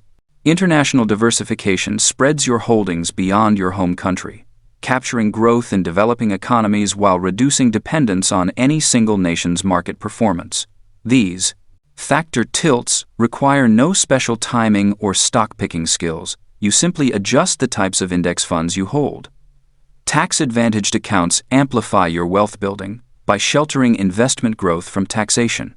Retirement accounts allow your investments to compound without the drag of annual tax bills on dividends and capital gains. If your employer offers matching contributions, prioritize capturing the full match before investing anywhere else. This represents an immediate 100% return on your money. Health savings accounts provide triple tax advantages: deductible contributions, tax-free growth, and tax-free withdrawals for medical expenses. The biggest threats to investment success come from within, rather than from market conditions. Fear drives investors to sell at market bottoms, locking in losses just before recoveries begin. Greed pushes them to chase hot investments at market peaks, buying high before inevitable corrections. Overconfidence leads to frequent trading, generating fees and taxes while destroying returns through poor timing.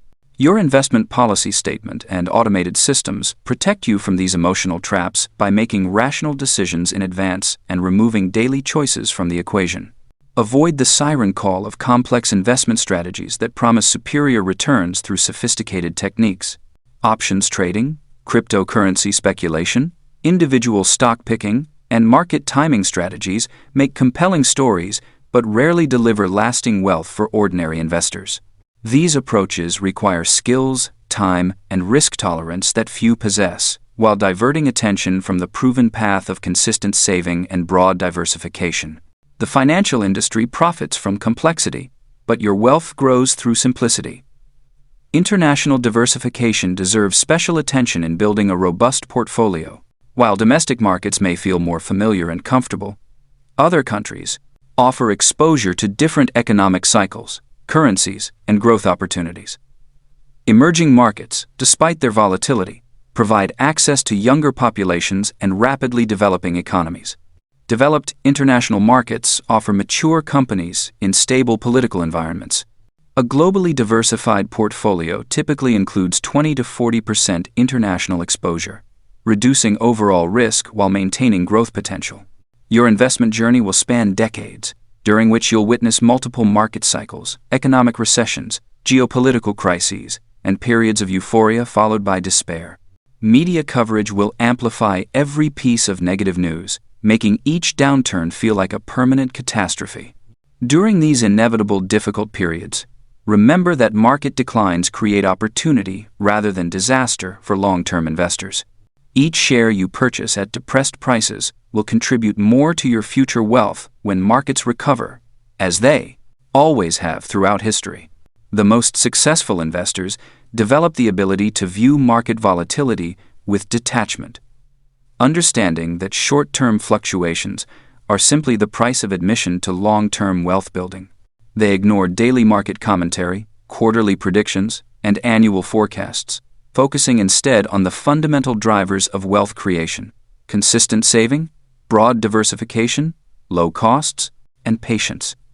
They understand that time in the market matters far more than timing the market, and they allow compound growth to work its mathematical magic over decades rather than years. Evidence-based investing requires no special intelligence, advanced education, or inside information. It demands only discipline, consistency, and the wisdom to embrace proven principles while ignoring the constant noise of financial media and market speculation. By following these time-tested strategies, you position yourself to capture your fair share of global economic growth, building wealth steadily and surely, while others chase illusions of easy money and quick profits. 11. Real estate done right. Property ownership has created more wealth throughout history than perhaps any other single investment vehicle. While markets rise and fall, while businesses come and go, People will always need shelter, and land remains finite.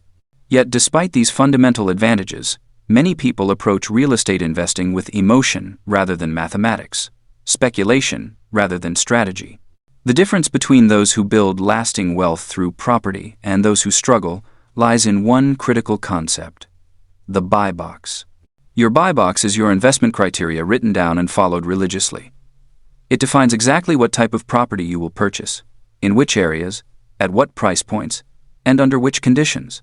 Without this framework, you become vulnerable to every shiny opportunity that crosses your path.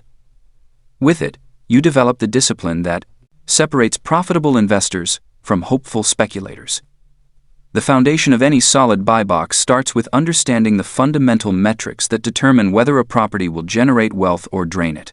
Cash-on-cash return represents the annual pre-tax cash flow divided by the total cash invested.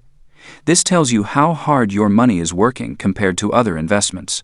A property that generates 8% cash-on-cash returns while requiring significant management time might be less attractive than index funds returning 7% with zero effort.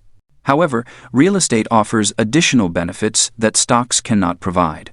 The primary advantage of real estate investing lies in the combination of cash flow, appreciation, tax benefits, and leverage working together simultaneously. While your tenant pays down the mortgage principal each month, the property may be appreciating in value. Meanwhile, depreciation expenses reduce your taxable income, and you control a large asset with a relatively small down payment. This multifaceted return profile explains why patient real estate investors often outperform those chasing higher-risk ventures. Location remains the most critical factor in property selection, but not in the way most people think.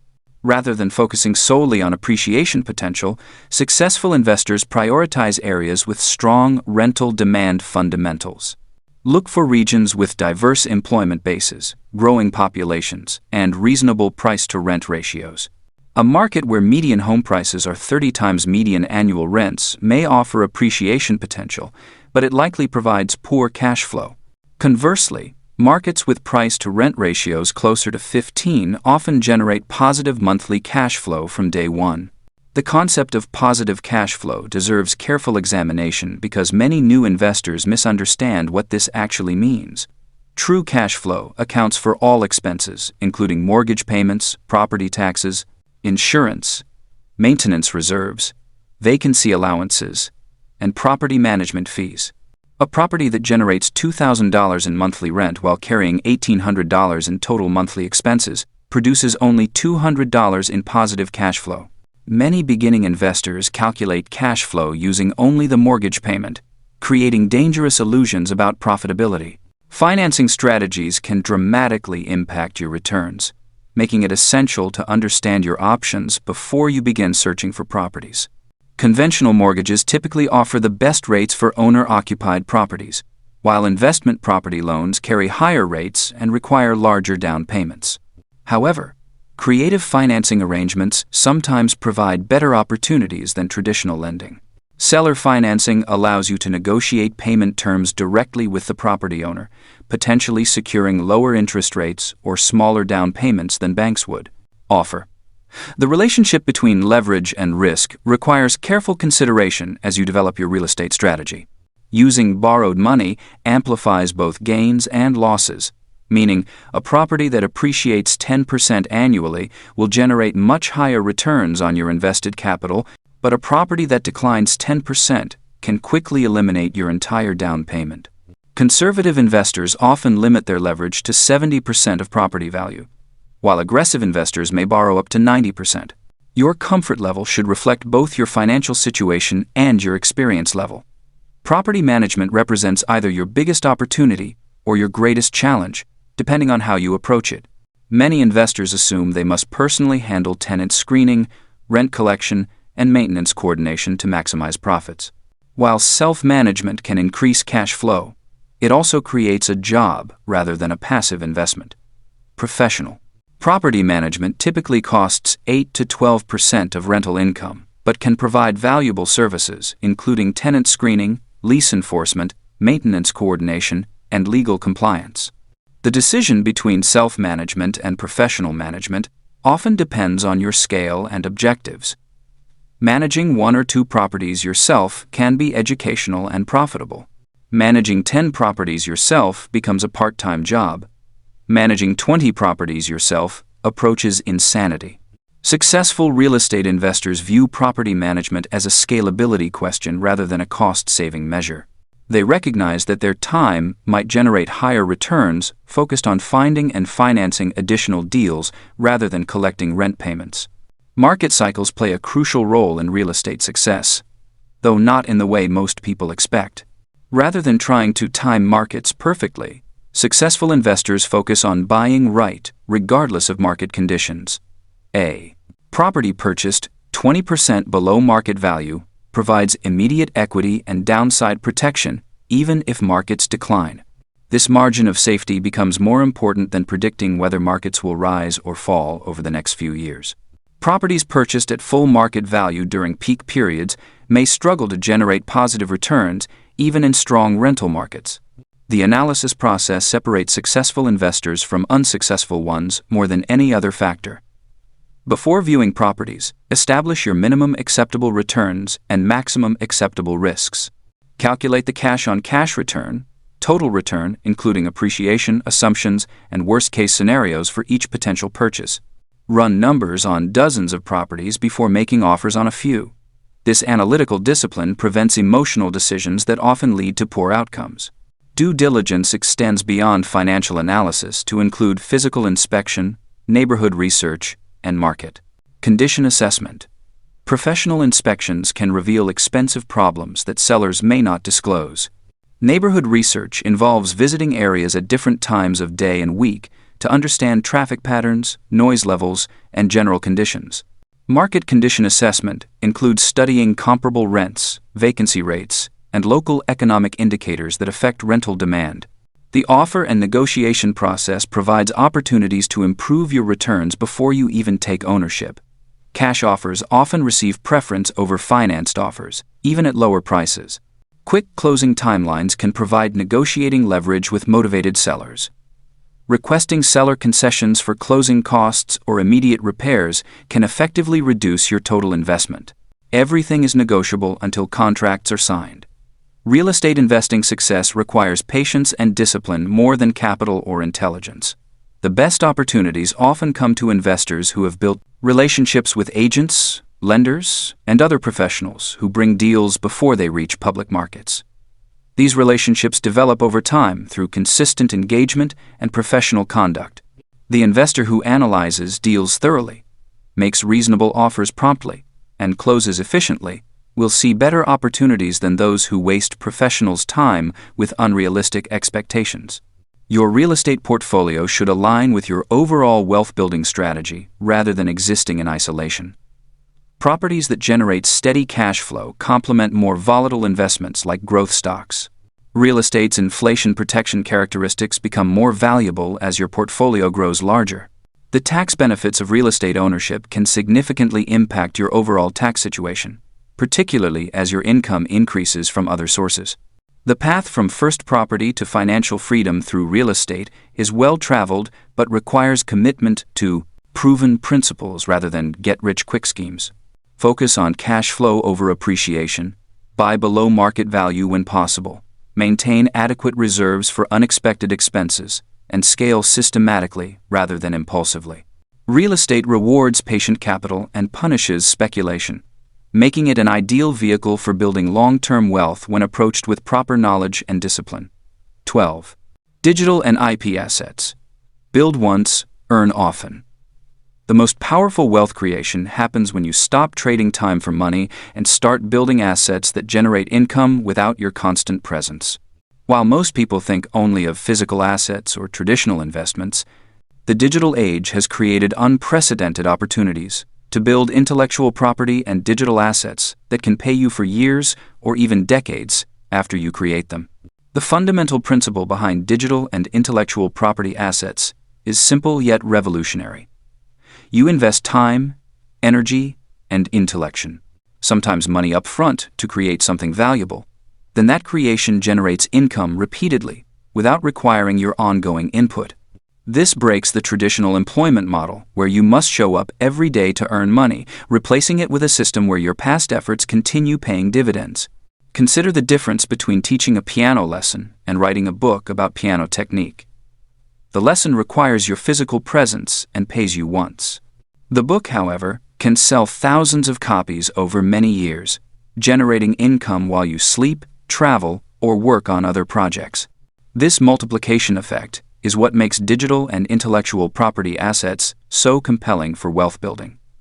Digital assets come in many forms, each with different creation requirements and income potential. Websites that attract visitors can generate advertising revenue, affiliate commissions, or sell products and services. The key is creating content that people find valuable, enough to visit repeatedly or share with others.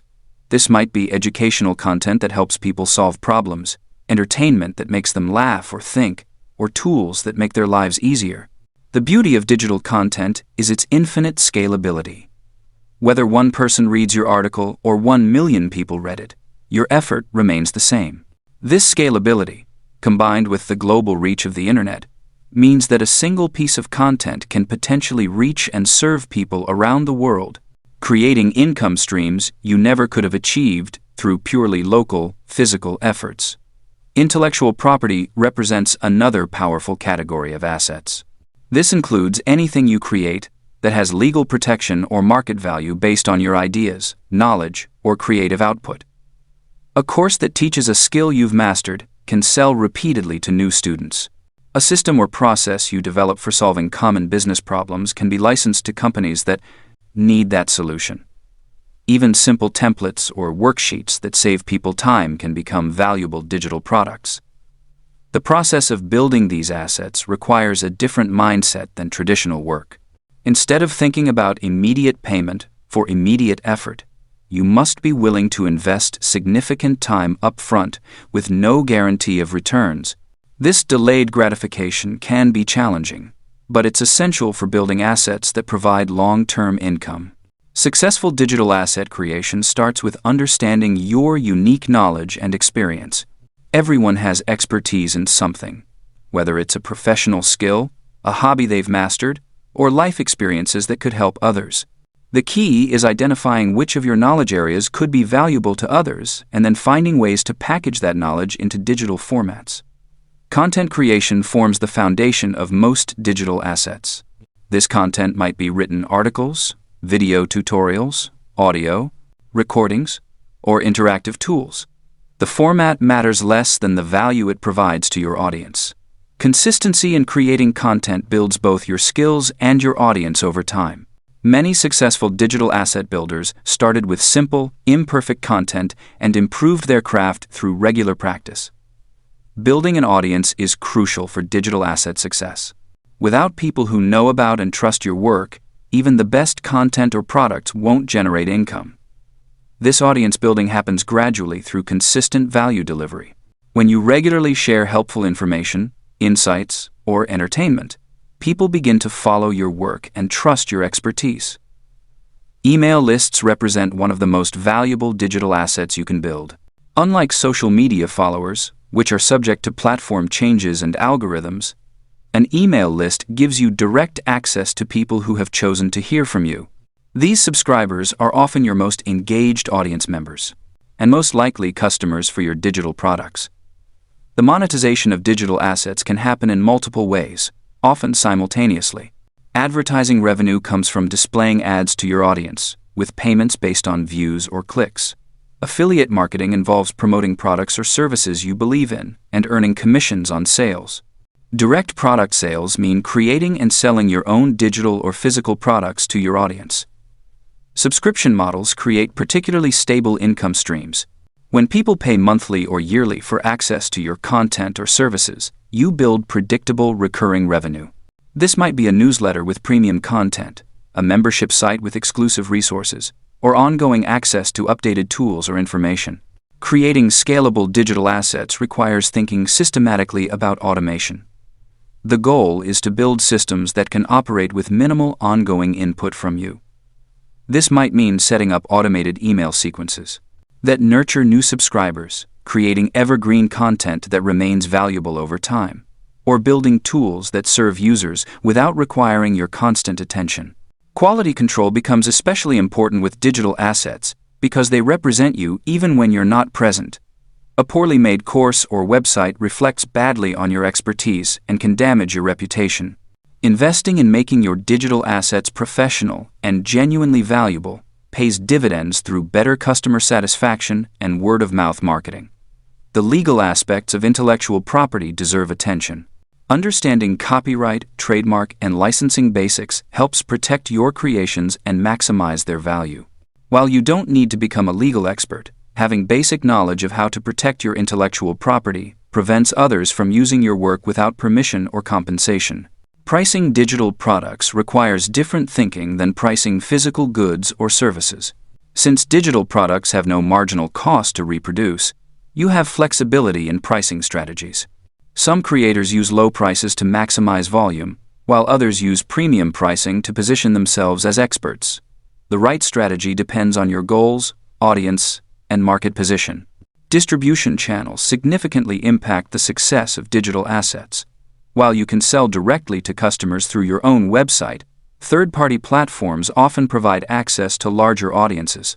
Online course platforms, app stores, and digital marketplaces can expose your work to people who might never find it otherwise.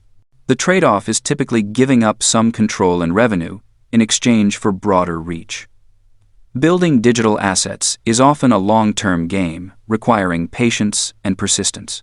Most successful creators spent months or years building their audience and refining their products before seeing significant income. However, once established, these assets can provide income for years with relatively little ongoing effort. The key to success with digital and intellectual property assets is starting with genuine value creation. When you focus on truly helping people solve problems or achieve goals, monetization becomes a natural extension of that value. This approach builds sustainable businesses rather than short-term income spikes. Your first digital asset doesn't need to be perfect or comprehensive. Starting with a simple version and improving it based on user feedback often leads to better results than trying to create something perfect from the beginning. The learning process of creating, launching, and improving digital assets builds skills that make each subsequent creation easier and more successful. 13. Taxes. Legally keep more of what you make. The wealthiest people in history understood a fundamental truth that most people overlook. It's not just about how much you earn, it's about how much you keep. The difference between these two numbers often determines whether someone builds lasting wealth or remains trapped in the cycle of earning and spending. While everyone focuses on increasing their income, the truly wealthy focus equally on legally minimizing what they surrender to others. Consider this perspective. If you save $1 in expenses, that's $1 you keep. But if you save $1 in obligations to the government, that's also $1 you keep, and it compounds just the same. Yet most people spend countless hours trying to earn an extra dollar, while ignoring opportunities to legally keep more of what they've already earned. This backwards thinking keeps them working harder instead of keeping more. The foundation of keeping more wealth starts with understanding that financial obligations to the government are your single largest expense category. For most people, this expense exceeds what they spend on housing, food, and transportation combined. Despite being their biggest expense, it's often the one they pay the least attention to. They hire professionals to save money on insurance, negotiate better deals on major purchases, and shop around for the best prices on everything except their largest annual expense. This backwards approach stems from a fundamental misunderstanding about the nature of wealth building. Wealthy people treat their financial obligations as actively manageable expenses, not fixed costs they must simply accept. They understand that the government provides numerous legal pathways to reduce these obligations, and they take full advantage of every opportunity available to them. The key insight is that most people think about these obligations only when they're filing paperwork once a year. Wealthy people think about them with every financial decision they make throughout the entire year. They consider the implications before making investments, before structuring business deals, before timing the sale of assets, and before making charitable contributions. This year-round, awareness allows them to optimize their financial position systematically rather than reactively. One of the most powerful wealth-building tools available is the proper use of retirement accounts. These vehicles allow you to either reduce current obligations by contributing pre-income dollars or eliminate future obligations by contributing after-income dollars that grow without ongoing burdens. The wealthy maximize these contributions not just because of the immediate benefits, but because of the long-term compounding effect of keeping more money working for them instead of working for someone else. Beyond retirement accounts, business ownership provides numerous opportunities to legally reduce obligations while building wealth. Business owners can deduct legitimate expenses that employees cannot, from home office costs to business meals to professional development. The key word here is legitimate. These must be actual business expenses, properly documented and directly related to generating income. But when structured correctly, business ownership allows you to pay for necessary expenses with pre-obligation dollars rather than after-obligation dollars. The timing of income and expenses also provides significant opportunities for those who plan ahead. By understanding when to recognize income and when to time deductible expenses, you can often shift obligations between years to your advantage. This might mean accelerating deductions into high-income years or deferring income to lower-income years. The wealthy don't just earn money randomly throughout their careers. They actively manage when and how they recognize income to optimize their overall financial position. Real estate investments offer particularly attractive opportunities for wealth building because of depreciation benefits. Even when a property is actually appreciating in value, the system allows you to deduct a portion of its cost each year as if it were wearing out. This creates a situation where you can receive cash flow from rental income while showing a paper loss for obligation purposes. When you eventually sell the property, you can often exchange it for another property and defer the recapture of those depreciation benefits indefinitely. Investment timing also plays a crucial role in wealth preservation. By holding investments for more than 1 year, you typically qualify for preferential long-term capital gains treatment rather than ordinary income rates.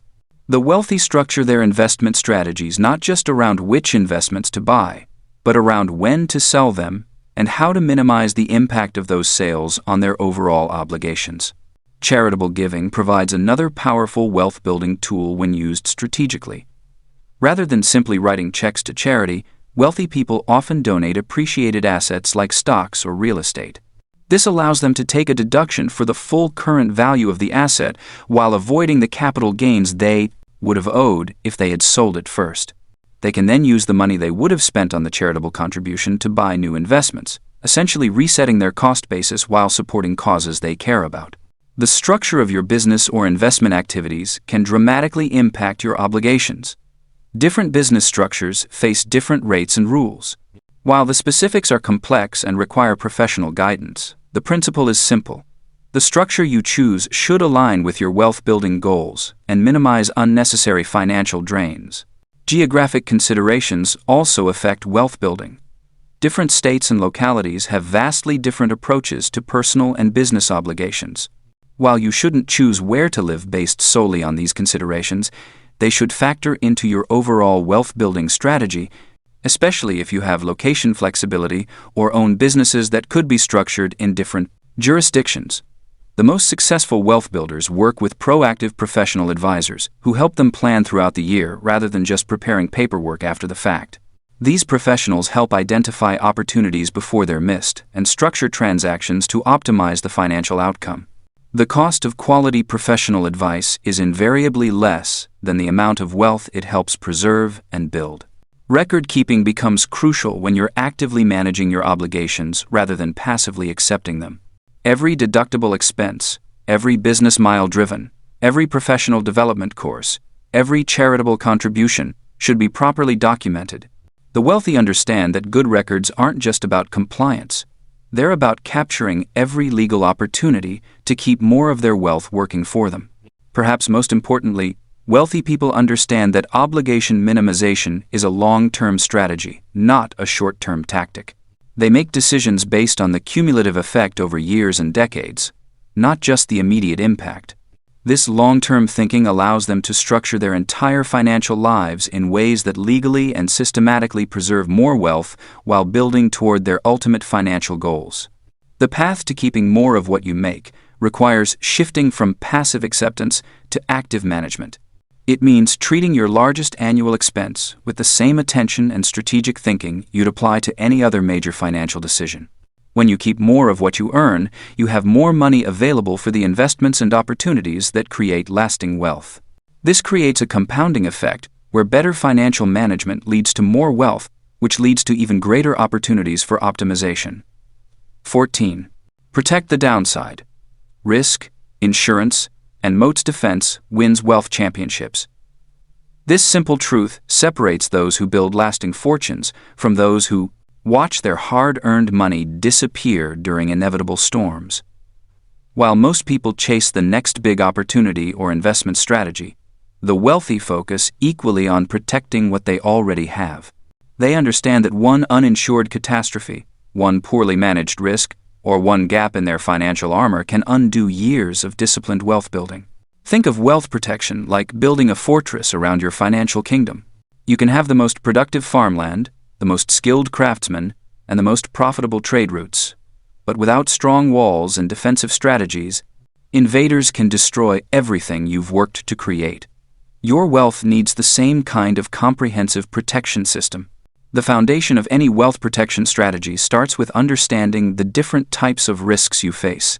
Some risks are visible and predictable, like the natural wear and tear on your home or the eventual need to replace your vehicle. Others strike without warning, like serious illness, natural disasters, or legal challenges. The most dangerous risks are often the ones we don't see coming or the ones we convince ourselves will never happen to us. Emergency funds represent your first line of defense against financial setbacks. This isn't just money sitting in an account earning minimal interest. It's your financial peace of mind transformed into liquid form. When unexpected expenses arise or income suddenly stops, your emergency fund prevents you from making desperate decisions that damage your long-term wealth-building progress. You avoid borrowing against retirement accounts, running up credit card debt, or selling investments at the worst possible time. The size of your emergency fund depends on your specific circumstances, but 3 to 6 months of essential expenses provides a solid foundation for most people. If your income is unpredictable or you work in an industry prone to sudden changes, consider building an even larger cushion. Business owners often need emergency funds covering a full year of expenses, since their income can fluctuate dramatically and recovery from setbacks may take longer. Keep this money in accounts that prioritize safety and accessibility over returns. You're not trying to grow wealth with your emergency fund. You're buying insurance against financial catastrophe. The goal is to know that money will be there, available immediately, when you need it most. High-yield savings accounts or short-term certificates work well for this purpose. Insurance forms the next layer of your wealth protection system. Most people think of insurance as an expense, but it's actually a transfer mechanism. You're transferring risks that could devastate your finances to companies that specialize in managing those risks across thousands of customers. The premiums you pay represent a small, predictable cost that protects you from potentially enormous, unpredictable losses. Health insurance tops the list of essential coverage. Medical emergencies can generate 6-figure bills in a matter of days. Even routine health issues become expensive quickly when you're paying full price for doctor visits, medications, and procedures. Quality health insurance doesn't just protect your wealth. It ensures you can access the care needed to maintain the health required to continue building wealth.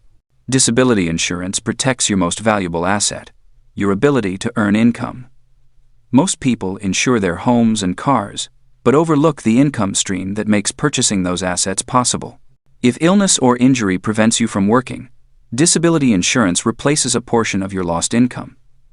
This coverage becomes even more critical as your income grows and your lifestyle adjusts to match your earnings. Property insurance protects your physical assets from damage or theft. Your home likely represents a significant portion of your net worth, making homeowners insurance essential. Auto insurance protects against liability from accidents and covers repair or replacement costs. Don't forget about insuring valuable personal property like jewelry, art, or collectibles that standard policies might not fully cover. Umbrella liability insurance provides an extra layer of protection against lawsuits and liability claims that exceed the limits of your other policies. As your wealth grows, you become a more attractive target for litigation. Umbrella policies are relatively inexpensive for the amount of coverage they provide, typically offering million-dollar protection for a few $100s annually. Life insurance serves different purposes depending on your situation. If others depend on your income, life insurance replaces that income if you die unexpectedly. It can also provide funds to pay off debts, cover final expenses, or fund children's education. For wealthy individuals, life insurance sometimes plays a role in estate planning and tax strategies. The key is matching the type and amount of coverage to your specific needs and circumstances. Beyond insurance, legal structures provide another form of wealth protection. Proper estate planning ensures your assets transfer according to your wishes while minimizing taxes and legal complications. Basic estate documents include a will, power of attorney, and healthcare directives. More complex situations might benefit from trusts or other sophisticated planning tools. Business owners need additional protection layers. Forming appropriate legal entities like limited liability companies can shield personal assets from business liabilities. Professional liability insurance protects against claims related to your work. Contracts and agreements should include clear terms and dispute resolution procedures. Diversification represents perhaps the most important wealth protection strategy. Never put all your financial eggs in one basket, no matter how strong that basket appears. Spread investments across different asset classes, geographic regions, and time periods. Diversify your income sources when possible. If your wealth depends entirely on one business, one employer, or one investment, you're taking unnecessary risks. Document everything important and store copies in multiple secure locations. Keep records of insurance policies, investment accounts, legal documents, and valuable possessions. Make sure trusted family members know where to find this information if something happens to you. Consider using a safety deposit box or secure digital storage for important documents. Regular reviews and updates keep your protection strategies current. Insurance needs change as your wealth grows, your family situation evolves, or you acquire new assets. Estate planning documents should reflect current laws and your current wishes. Emergency funds need adjustment as your expenses change. Schedule annual reviews to ensure your defenses remain strong and comprehensive. The cost of protection might seem burdensome when money is tight, but the cost of being unprotected is always higher. Every insurance premium, every emergency fund contribution, and every legal fee invested in proper planning represents a future catastrophe prevented or minimized. You're not spending money on protection, you're investing in the preservation of everything you've worked to build. Wealth protection isn't about being paranoid or pessimistic. It's about being realistic and prepared. Bad things happen to good people every day. The difference between those who recover and continue building wealth versus those who never recover often comes down to how well they prepared for adversity before it struck. Build your financial fortress methodically and comprehensively.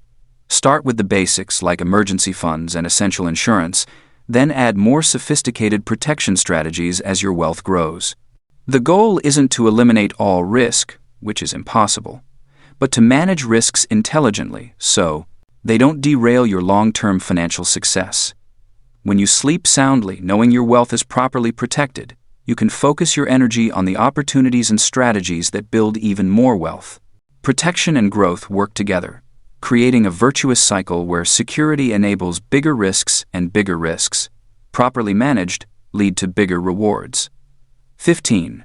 Compounding machines. The most powerful force in wealth creation isn't a brilliant investment strategy or a revolutionary business idea. It's the steady, relentless power of compounding. While most people chase quick wins and dramatic breakthroughs, the wealthy understand a fundamental truth. Small, repeatable wins compound into unstoppable momentum over time. Think of compounding as a machine that takes your initial input and multiplies it not just once, but continuously, with each output becoming the new input for the next cycle. The magic happens when you create systems that automatically reinvest their own returns, building upon themselves without requiring your constant attention or energy. The beauty of compounding machines lies in their deceptive simplicity. In the beginning, the results appear modest, almost insignificant. $1 invested becomes $1.05. A skill practiced for an hour makes you marginally better. A relationship nurtured with one thoughtful gesture creates a small amount of goodwill. These tiny improvements seem hardly worth the effort, which is precisely why most people abandon them. But those who persist witness something remarkable. That $1.05 becomes $1.10, then $1.16, and the growth accelerates. The skill practiced daily for months transforms you into someone with rare expertise. The relationship nurtured consistently becomes a source of opportunities, referrals, and support that flows back to you multiplied. The key to building effective compounding machines is understanding that consistency matters more than intensity. A moderate effort sustained over time will always outperform sporadic bursts of heroic activity. This principle applies whether you're building wealth, developing abilities, or creating business systems. Consider how knowledge compounds. Every book you read doesn't just add information to your mind. It creates connections with everything you've learned before. The concepts begin to cross-pollinate, generating insights that wouldn't have emerged from any single source. Your ability to see patterns, make predictions, and solve problems grows exponentially, not arithmetically. This is why lifelong learners often seem to accelerate their success over time rather than plateau. The same principle applies to relationships. Each genuine connection you make doesn't exist in isolation. People know other people, and trust breeds trust. One strong relationship can lead to introductions that create multiple new opportunities. Over time, you develop a reputation that precedes to you, opening doors before you even knock. Your network becomes a compounding machine that generates value far beyond your initial investment in building it. In business, compounding machines take the form of systems that create more value than they consume. A satisfied customer who returns and refers others creates a loop where your marketing efforts compound. The cost of acquiring that customer gets distributed across multiple transactions and referrals, while your relationship with them deepens and becomes more valuable.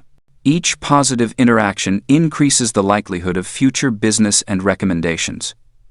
Money itself becomes a compounding machine when properly deployed.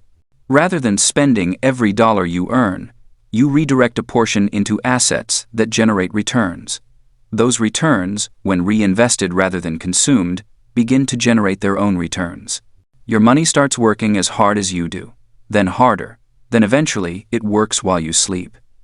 The wealthy understand that the goal isn't just to earn money, but to create money-generating systems that operate independently of their direct labor. The challenge with compounding machines is that they require patience and faith during the early stages when results appear minimal. Human nature craves immediate gratification and obvious progress. We want to see dramatic changes quickly, and when they don't appear, we often conclude that our efforts aren't working. This is the critical juncture where most people quit, just before the compounding curve begins to steepen. To build effective compounding machines, you must first identify the activities and investments that naturally reinforce themselves. Look for situations where success makes future success more likely. This might be learning skills that complement each other, building systems that become more valuable as they scale, or creating products that improve through user feedback and iteration. Once you've identified these opportunities, the next step is to establish reliable systems for consistent input. Compounding requires regularity, not perfection. It's better to make a modest contribution every week than to make large contributions sporadically. The machine needs steady fuel to maintain its momentum and growth trajectory. Tracking becomes essential, but not in the way most people think. Rather than obsessing over daily fluctuations, you need to monitor the underlying health of your compounding machine. Are you maintaining consistent inputs? Are the systems functioning properly? Is the reinvestment happening automatically? The results will take care of themselves if the machine is operating correctly. Automation plays a crucial role in successful compounding machines. Human willpower and memory are unreliable over long periods. The most effective compounding systems remove the need for constant decision-making by establishing automatic reinvestment protocols. whether it's automatically transferring money to investment accounts, scheduling regular skill development sessions, or systematizing customer follow-up processes. Automation ensures that compounding continues even when motivation wanes. Reinvestment rates determine how quickly your compounding machine accelerates. Every time you have the choice between consuming the returns or feeding them back into the system, you're making a decision about your future wealth trajectory. The wealthy consistently choose to reinvest a high percentage of their returns, living below their means not out of deprivation, but out of understanding that today's sacrifice becomes tomorrow's freedom. Different types of compounding machines require different time horizons and strategies.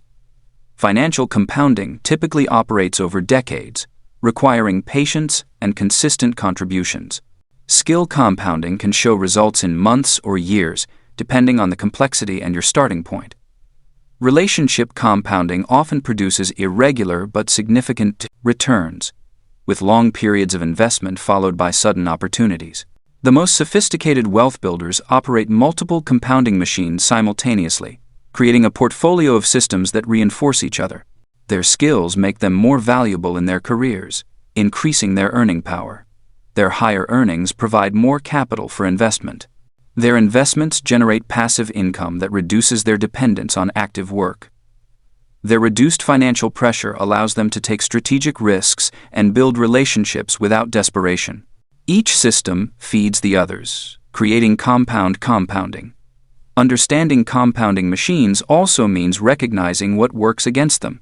Debt that compounds in the wrong direction, bad habits that reinforce themselves, or relationships that drain rather than energize all create negative compounding. Part of building wealth involves eliminating or minimizing these negative loops while maximizing the positive ones. The timing of when you start your compounding machines matters enormously, but not in the way most people think. While starting earlier provides more time for growth, starting with the right systems and sustainability matters more than starting immediately with unsustainable intensity. A compounding machine that operates for decades at moderate intensity will vastly outperform one that burns bright for a few months, then dies out. Perhaps most importantly, compounding machines change you as a person. As you witness the power of consistency and patience, you develop a different relationship with time and effort. You begin to think in longer time horizons, make decisions based on cumulative rather than immediate impact, and find satisfaction in the process rather than demanding instant gratification. You become someone for whom wealth building feels natural and inevitable, rather than forced and difficult. The ultimate compounding machine is the person you become through the process of building wealth systematically. Your enhanced skills, expanded network, proven systems, and accumulated capital all compound together, creating a momentum that becomes increasingly difficult to stop or reverse. You become a wealth-generating system yourself, capable of rebuilding and growing regardless of external circumstances. 16. Network capital. Relationships that pay dividends. The most valuable currency in wealth building isn't money, it's the quality of relationships you cultivate. Every fortune has been built on a foundation of human connections, yet most people treat networking like a necessary evil rather than the strategic advantage it truly represents. The wealthy understand a fundamental truth. The right relationship at the right moment can compress decades of struggle into a single conversation. Your network is not just a collection of business cards or contacts in your phone. It represents access to opportunities, knowledge, resources, and influence that would otherwise remain invisible to you. When you build genuine relationships with the right people, you create multiple streams of possibility that can dramatically accelerate your wealth-building journey. The key word here is genuine. Transactional networking feels hollow because it is hollow. People sense when you're only interested in what they can do for you. The foundation of powerful networking begins with a mindset shift. Instead of approaching relationships with the question, "What can this person do for me?" start with, "What value can I provide to this person?" This simple reframe transforms you from a taker into a giver, and givers attract the highest quality connections. When you lead with value, people remember you not as someone who wanted something from them, but as someone who contributed to their success. Value can take many forms, and you don't need to be wealthy or powerful to provide it. You might share a relevant article, make an introduction between two people who should know, to each other, offer your expertise in an area where someone needs help, or simply listen with genuine interest to their challenges. Information, connections, skills, and attention are all forms of value that anyone can provide, regardless of their current financial position. The most successful people understand that networking is not an event, it's a lifestyle. They don't wait for conferences or formal gatherings to build relationships. They create opportunities for meaningful connection in their daily lives. They host small dinners where interesting people can meet each other. They send thoughtful notes when they see something that reminds them of someone in their network. They make introductions when they spot potential synergies between people they know. Building a valuable network requires intentionality about the rooms you enter and the conversations you join. Not all networking opportunities are created equal. A dinner with 6 thoughtful, ambitious people will generate more meaningful connections than a cocktail party with hundreds of strangers. Quality trumps quantity every time. Focus your energy on environments where you can have real conversations with people who share your values and ambitions. The concept of warm introductions represents one of the most powerful networking tools available. A warm introduction occurs when someone you both know and trust introduces you to another person. This immediately elevates the relationship beyond a cold contact because trust has been transferred through the mutual connection. The person making the introduction has vouched for both parties, creating an instant foundation of credibility. To benefit from warm introductions, you must first invest in relationships with people who are well-connected and generous with their networks. These connector types genuinely enjoy bringing people together and take pride in facilitating valuable relationships. When you spot someone who naturally makes introductions for others, invest extra effort in building a strong relationship with them. Their network becomes accessible to your network through the relationship you build. Mentorship represents another crucial dimension of network capital. A mentor is someone who has achieved what you're trying to achieve and is willing to share their knowledge and connections with you. The traditional model of mentorship, where an older, successful person takes a younger person under their wing, still exists, but modern mentorship often takes more fluid forms. You might have different mentors for different aspects of your life and career, and these relationships might be more informal and reciprocal than the traditional model suggests. Finding mentors requires the same value-first approach that works in all networking. Don't approach potential mentors asking for their time and advice. Instead, look for ways to be useful to them first. This might mean volunteering for their projects, promoting their work, or solving small problems for them. When you demonstrate your value and character through your actions, mentorship relationships often develop naturally. Peer relationships represent another category of network capital that many people undervalue.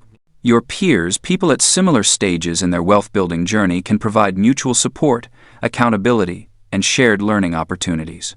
These relationships often prove more valuable over time than connections with people who seem more successful in the moment, because you grow together and support each other's advancement.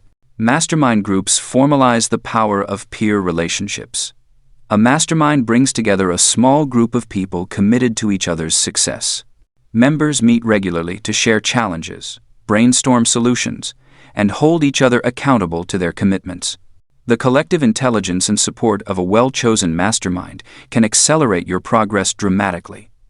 When selecting or forming a mastermind, choose people who are ambitious, generous, and slightly ahead of you in areas where you want to grow. The digital age has expanded networking possibilities, but it has also created new challenges. It's easier than ever to connect with people around the world, but it's also easier to mistake shallow digital interactions for meaningful relationships. The most effective approach combines digital tools with in-person connection. Use digital platforms to discover and initially connect with interesting people, but prioritize face-to-face meetings whenever possible to deepen those relationships. Creating systems for relationship maintenance ensures that your network remains active and valuable over time. Successful networkers develop processes for staying in touch with their connections regularly.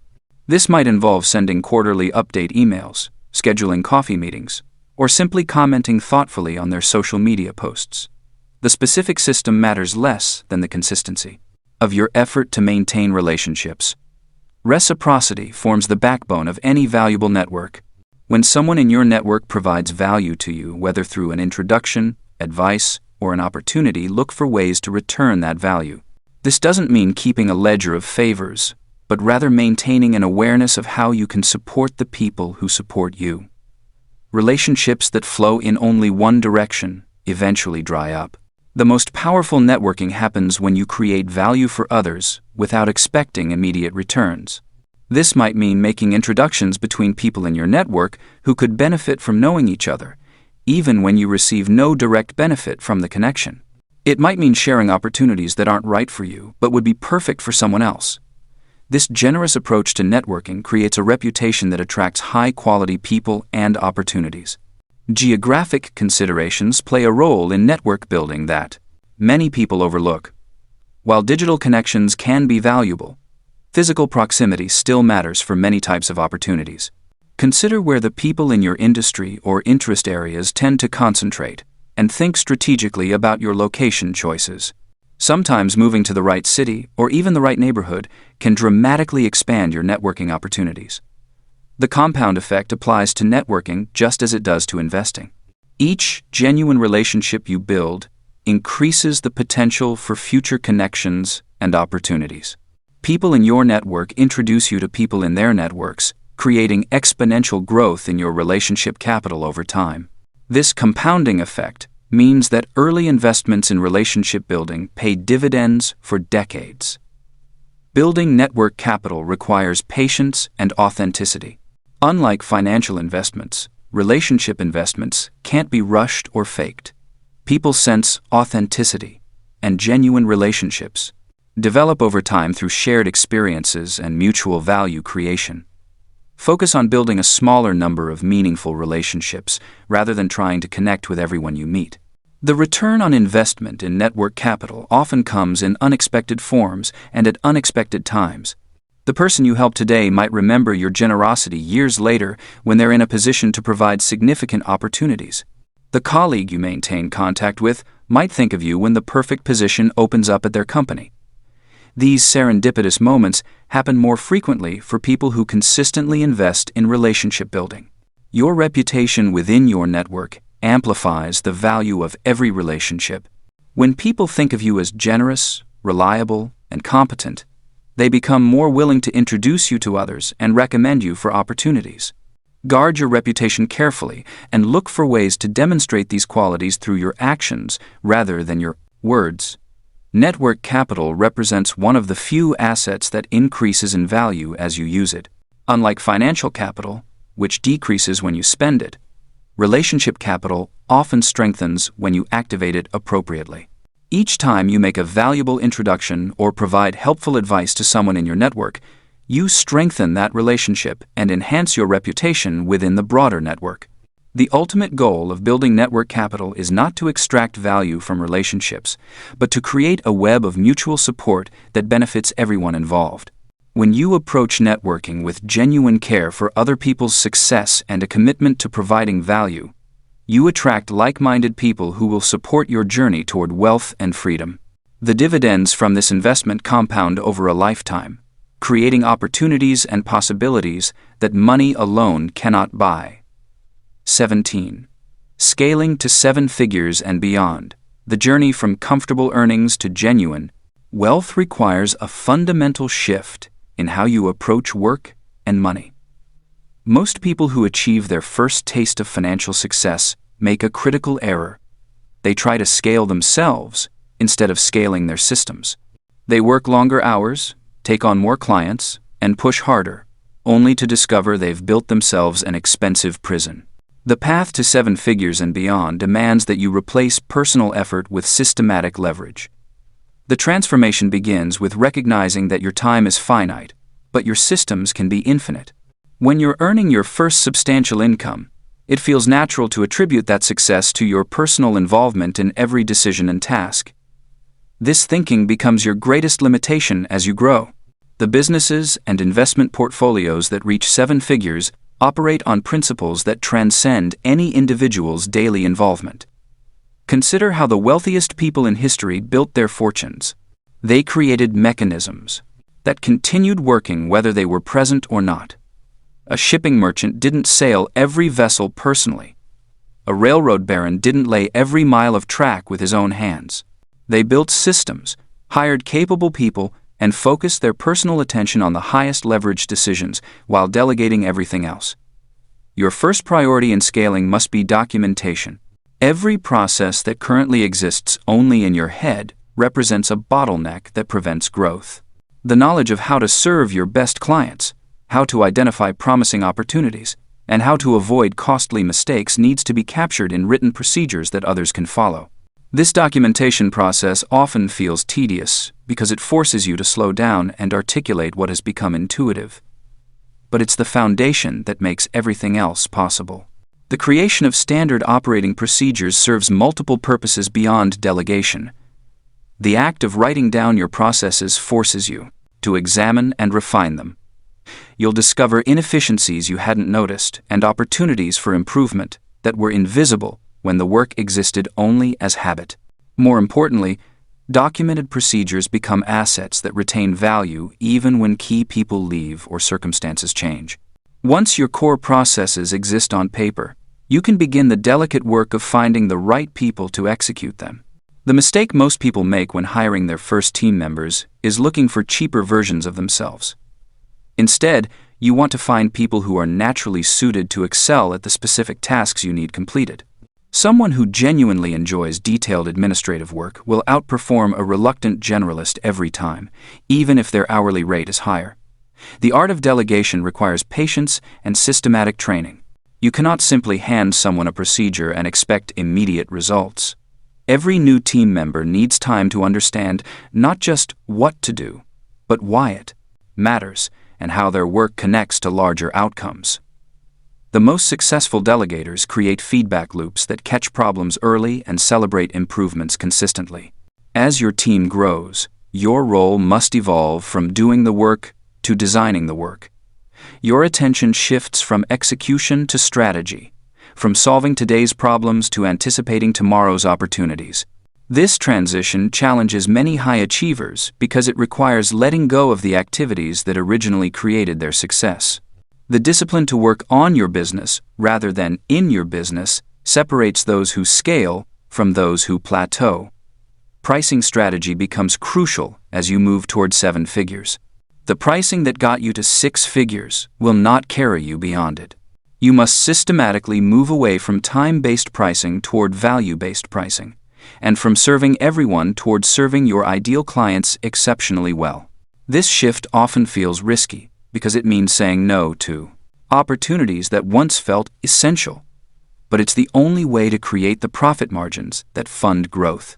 The development of premium service tiers allows you to capture more value from your best clients while maintaining options for others. Your highest tier should reflect the full scope of what's possible when price is not the primary constraint. These premium relationships become case studies that attract similar clients and demonstrate the value of your elevated positioning. Strategic partnerships multiply your capabilities without requiring proportional increases in your overhead. The right partnerships give you access to skills, networks, and resources that would take years to develop internally. Look for businesses that serve the same clients you do but provide complementary services. A relationship that generates referrals in both directions creates value for everyone involved while expanding your reach exponentially. The consideration of small acquisitions becomes relevant as you approach 7 figures. Rather than building every capability from scratch, you can sometimes acquire existing businesses that already serve your target market or possess valuable assets like customer lists, specialized expertise, or proven systems. These acquisitions should fill specific gaps in your offering or eliminate significant competitors for key clients. Technology leverage becomes increasingly important as you scale. The manual processes that worked for smaller volumes become impossible to maintain as transactions multiply. Investment in the right software systems, automation tools, and data management capabilities pays dividends that compound over time. The goal is not to implement technology for its own sake, but to remove human involvement from routine tasks so your team can focus on high-value activities. Financial management sophistication must match your growing complexity. The simple tracking that sufficed for smaller operations becomes inadequate when multiple revenue streams, team members, and investment vehicles are involved. Professional bookkeeping, regular financial reporting, and cash flow forecasting transition from luxuries to necessities.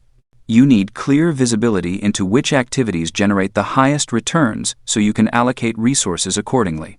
The challenge of maintaining quality while increasing volume requires systematic approaches to monitoring and improvement. Regular client feedback, performance metrics tracking, and quality control procedures prevent the degradation that often accompanies rapid growth. Your reputation becomes increasingly valuable as you scale, making protection of that reputation a strategic priority. Personal development takes on new dimensions as your responsibilities expand. The skills that made you successful as an individual contributor differ from those required to lead teams and manage complex operations. Investment in leadership training, strategic thinking, development, and stress management pays returns that extend far beyond your business activities. The psychology of scaling presents unique challenges that catch many people unprepared. Success at higher levels requires comfort with uncertainty, delegation of control, and longer time horizons for seeing results. The quick feedback loops that characterize smaller operations give way to strategic initiatives that unfold over months or years. Mental preparation for this transition prevents the anxiety and impatience that derail many scaling efforts. Risk management becomes more sophisticated as the stakes increase. Diversification across multiple income streams, geographic markets, or client bases protects against disruptions that could devastate a more concentrated operation. Insurance coverage, legal structures, and contingency planning reflect the increased complexity and potential exposure that accompanies larger operations. The path to 7 figures and beyond is not simply a linear extension of what created your initial success. It requires fundamental changes in how you think about work, how you structure operations, and how you define your personal role. Those who make this transition successfully understand that scaling is ultimately about creating value that extends beyond their personal involvement. The systems you build today determine whether your wealth continues growing while you sleep or whether you remain trapped in a high-paying job you happen to create for yourself. 18. Freedom by design. Lifestyle, legacy, and giving money is not the destination. It never was. Money is simply the vehicle that carries you towards something far more valuable. The freedom to design your life exactly as you envision it. After walking through 17 chapters of wealth-building strategies, you now stand at the threshold of understanding what true financial freedom actually means. It means having enough resources that your time becomes entirely your own. Your choices expand beyond the constraints of necessity, and your ability to impact the world grows exponentially. The concept of being work-optional represents a fundamental shift in how you view your relationship with money and time. Work-optional does not necessarily mean you stop working entirely, though it certainly can. Instead, it means you work because you choose to, not because you have to. You work on projects that energize you, with people who inspire you, at a pace that sustains you. When work becomes optional, it transforms from an obligation into an expression of your values and interests. To reach this state, you must first define what financial independence actually looks like for your specific life. This is your freedom number, and it requires honest reflection about how you truly want to spend your days. Some people discover they need far less than they initially thought because their expensive lifestyle was actually a response to work stress and time scarcity. Others realize they want resources for ambitious projects, extensive travel, or supporting causes they care about. Neither approach is right or wrong, but clarity about your authentic desires is essential. Your freedom number should account for more than just your living expenses. Consider the activities that would fill your days if money were no object. Would you travel extensively? Would you start a foundation? Would you pursue education or creative projects? Would you support family members or friends? Your calculation needs to support not just survival, but the full expression of who you are when external pressures are removed. The traditional advice suggests multiplying your annual expenses by 25, assuming a 4% withdrawal rate from your investments. This provides a starting point, but your situation might call for adjustments.